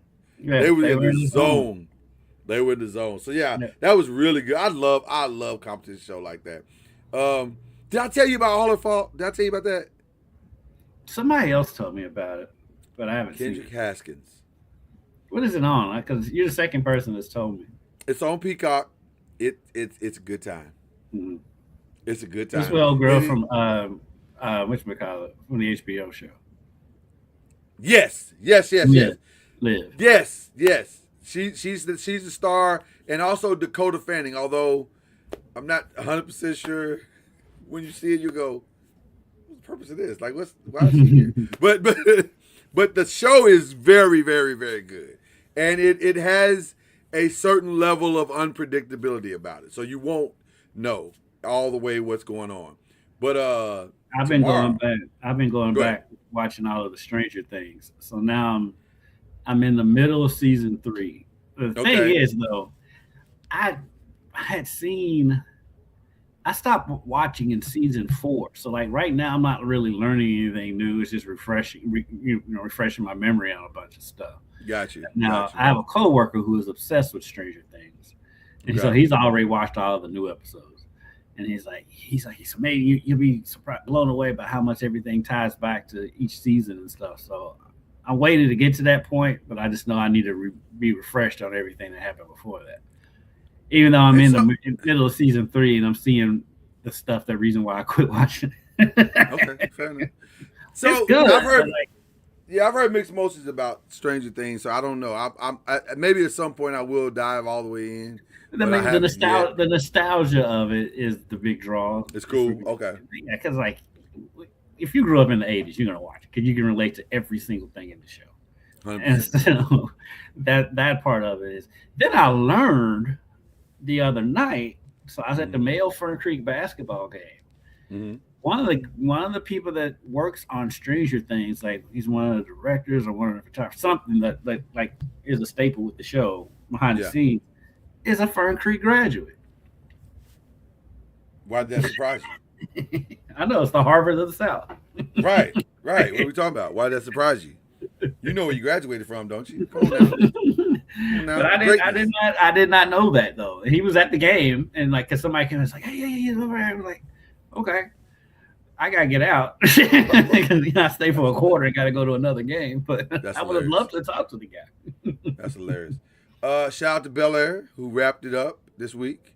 I saw Will Smith makes an appearance in the last. He does. He's literally the last thing that happens in the show. Okay, because I haven't started the season yet. Yeah. He's literally the last thing that happens in the show, and there's no spoiler to that whatsoever. And it's probably exactly what you. Right. It's probably exactly what you think it is. Like it's not. So now that I've seen this final season, I love the homage to the original. I love how they paid homage to the original all the way through the season. Mm-hmm. I don't know if right all the way through the show period. I don't know if I necessarily love how it all wrapped up because it felt a little rushed, and it felt a little, oh my God, what do we do with this character and how do we? And then they had such a cliffhanger at the end of 3, and then we never really. They've been so confused on what to do with Ashley the whole series. Oh God, yeah, that Ashley. With all due respect to them, I think that was the character that may have been bungled above all. Mm-hmm. Like they unnecessarily, in my humble opinion, brought in elements to that, probably to satisfy the Smith family, because her character mirrors a lot of what's going on in the Smith family, but it didn't do anything for the show at all. It didn't add to the show. It didn't add to the show at all. And like it doesn't add to any of the story because like it was kind of its own storyline, which I get, but like for one, they didn't develop it enough. It right. Was like it's like at some point in an episode it'd be like, okay, Ashley's this for now. But then they go away from it. Then like they may revisit it a little bit somewhere else down the line. But I think that's what it was. It wasn't so much they were constantly changing her role, but when they would change it, they wouldn't stick with it. Because they would delve too much into every other thing. And that may have been because of her. Maybe she was like, I don't know if I feel comfortable with this. I don't know. I don't know what the reason was, to your point, that they didn't continue the path. But also, I don't know if the path was ever necessary in the first place. Ashley was never that character in this the history of the Fresh Prince of Bel-Air that needed anything outside of just the growth and development of a beautiful young lady trying to find herself. And she didn't need any divergent paths. So this felt like, again, well, Will's financing this, so we got to throw him a bone. And so they did, and it didn't work.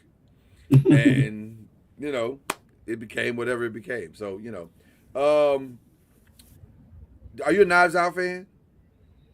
I'm not a fan just because I have never really watched it. I don't object to it. I just never watched it. Do you like a good murder mystery? Let's start with that.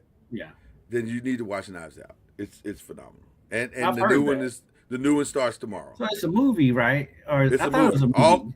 No, it's a movie. So that's the other beautiful part about it. It's a movie, so you can one off it. It's over. Like you watch it and you can move on with your life. So I think 2, in my humble opinion, 2 is better than 1. Well, I say that, but really, both of them are really good. Jesus, both of them are really, really good for different reasons. 2 is bigger than 1. I'll say that, but 1 is really, really good. So They're I'm both on looking forward. Peacock, right? They're all on Netflix. Okay. Yeah, they're all on Netflix. So 3 comes out tomorrow on Netflix. There's a new show on Peacock that is of that realm, because I think that's the show that the Kelsey brothers' mother is in. Oh no! That's the Traitors. But That's the best. That's the best. But that's a reality show. That's a reality game show. Oh, it is. Okay. Yeah. And let me tell you this, Traitors is a good time. I would recommend that you go watch the Traitors right now. It is a good time. If you like reality game shows, it is a good time. It is funny. It's deceptive. It's intense. It's got a lovely intensity to it. It's a good time. It's a good time. I like it. I like it. Hold on. What did Pastor Corey say? He said, "Don't let him see you say that it didn't work. You might Chris Rock." You're right, Pastor Corey. Ain't nobody scared of Will. I'm really not. Me and Will the same size, so bring it.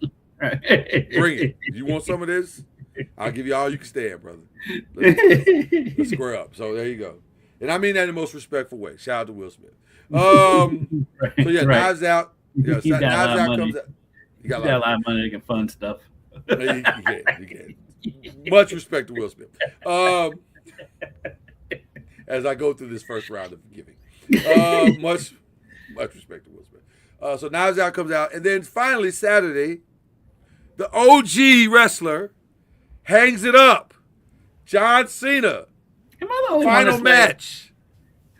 For one, it's like John Cena, he's not that old. He's 48. That's an older wrestler.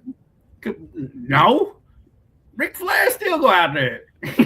Well, but he ain't wrestling, though. He's just out there. He's just Robbie Rock's what, 53, 54? Like, wrestlers don't retire for real. Rock is up there.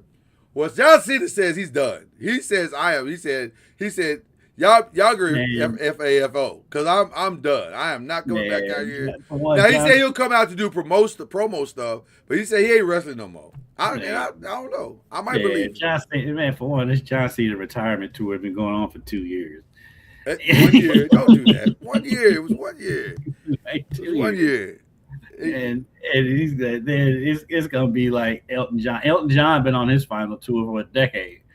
That's the longest final tour in the history of tours. I'm like, fam, wrap it up. Like, come on, man, take it to the house. That man kind of spoke on that the other day. He's talking about, is this the last Wu-Tang tour? He's like, yeah, we say that.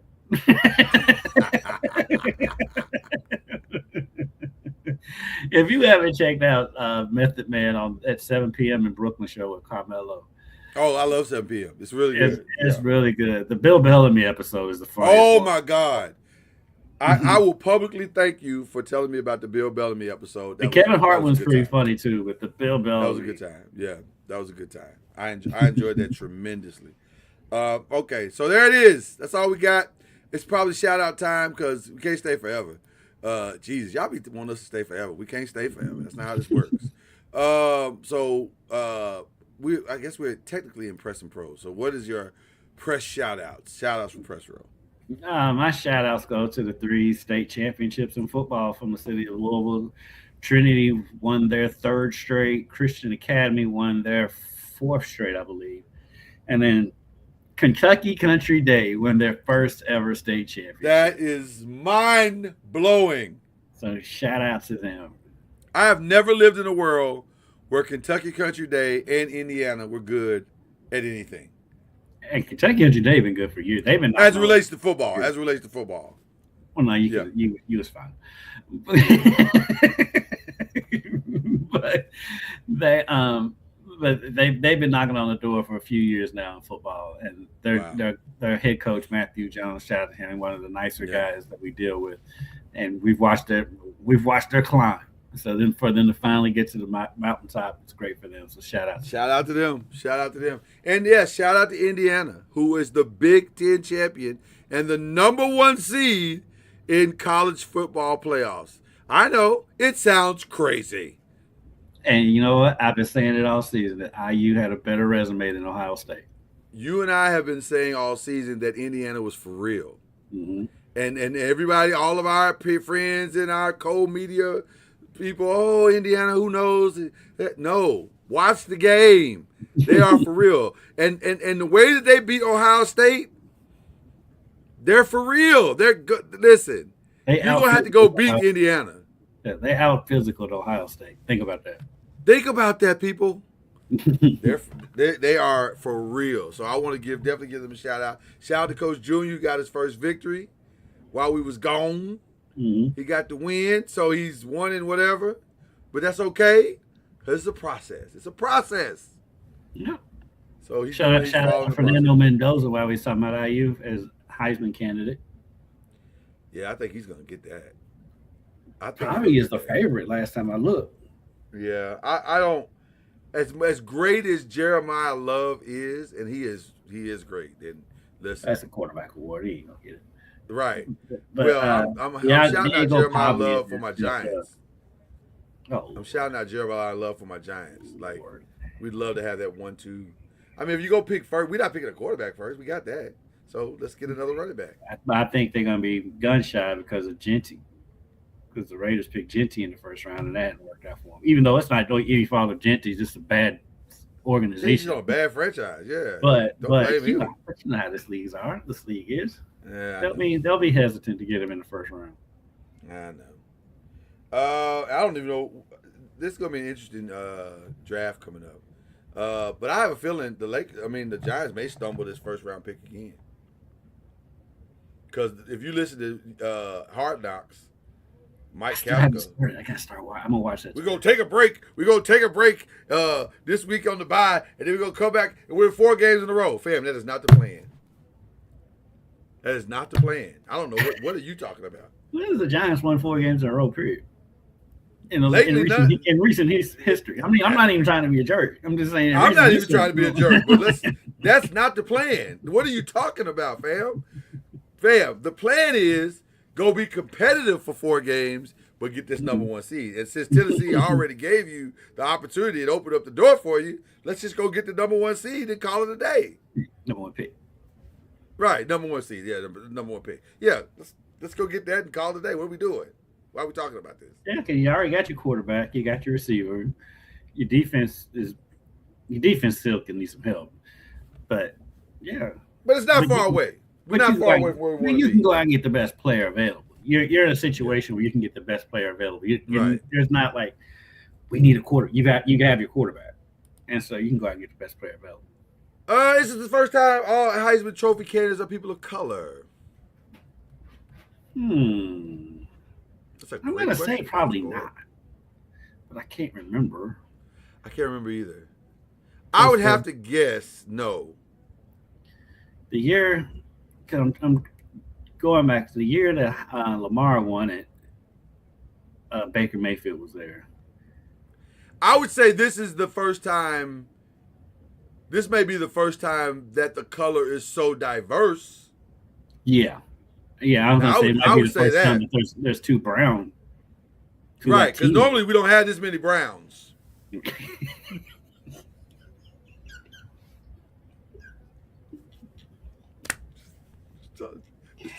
And with that, we'll move on. I'm just saying, we don't. No lies being told, no shade being thrown. I've been shouting both those young men's names since the last 2 years. I love Diego. I love Fernando. But they're Browns. I think Pavi is probably. I got a feeling Pavi is going to win. Just on. You think Pavi is going to win? He's the favorite. Really? Last time I looked, when I looked at DraftKings the other day, he was the favorite. I think it's Mendoza. I think Mendoza's had his Heisman moments. Mendoza. Yeah, I think he's had his Heisman moments. I think he led his team to the mountaintop. I think there's got to be, you gotta account for that. Like all of the ones that won it also won. Like it's very few times that if you're gonna win it and not win, you gotta be Lamar. You gotta put up stats that are so ridiculous, or you gotta be Travis. Exactly, not win. Huh? Vanderbilt went 10-2. They didn't not win. 10-2. Well, when I say win, I'm saying like they're in the playoffs. They're at the top of the mountain. He's the best player on the best team. That matters most times. If you don't have the stats, that matters. Yeah. But unless you're gonna do something like Travis and play both sides, or you're gonna do something like Lamar and put up the most ridiculous numbers that are video game like, you got to be winning. You got to be on the best team. No, most of the time. And I think Fernando's done that. So I'd be shocked if Diego won. Diego has great numbers. I like both kids. Pavi, I love him. Pavi and the Pavia family is a little lot. Now let me also say, Diego will not be drafted in the first, second, or third round. So I need everybody to lower expectations. No, Mendoza. And he has Kyler Murray to thank for that, and Bryce Young, and his age. And huh? And how old is Diego? Is he like 24, 23? 24, 25, I think. Jesus, man. You've been there a long time. It's time to wrap it up. Because he was supposed to be done last year. Yeah, it's time to wrap it up. Bring this to a close. That's this show. We're going to bring this show to a close. 24. Jesus, man. Okay. He turns 25. He turns 25 in April. Whew. Shout out to Calipari who called that out too. He said, some of these boys got kids. Oh man, when he's talking about they paying alimony payments, I'm like, yeah, that's vintage Cal right there, man. Cal when he wanted to be is hilarious. But also, that's true. But it's okay. It's okay. It happens. He's in Cal's way though, man. That was funny. It was hilarious. It was absolutely hilarious. All right, we really gotta get out of here. We love y'all. Have a wonderful, wonderful weekend. Shout out Master P. Shout out Master P, man. That was incredible. Please go back and tell your friends about this. Like, subscribe, share this video so they can see the jewels that Master P was dropping on today's show. Yeah. And we'll get back at you. Cue the whistle.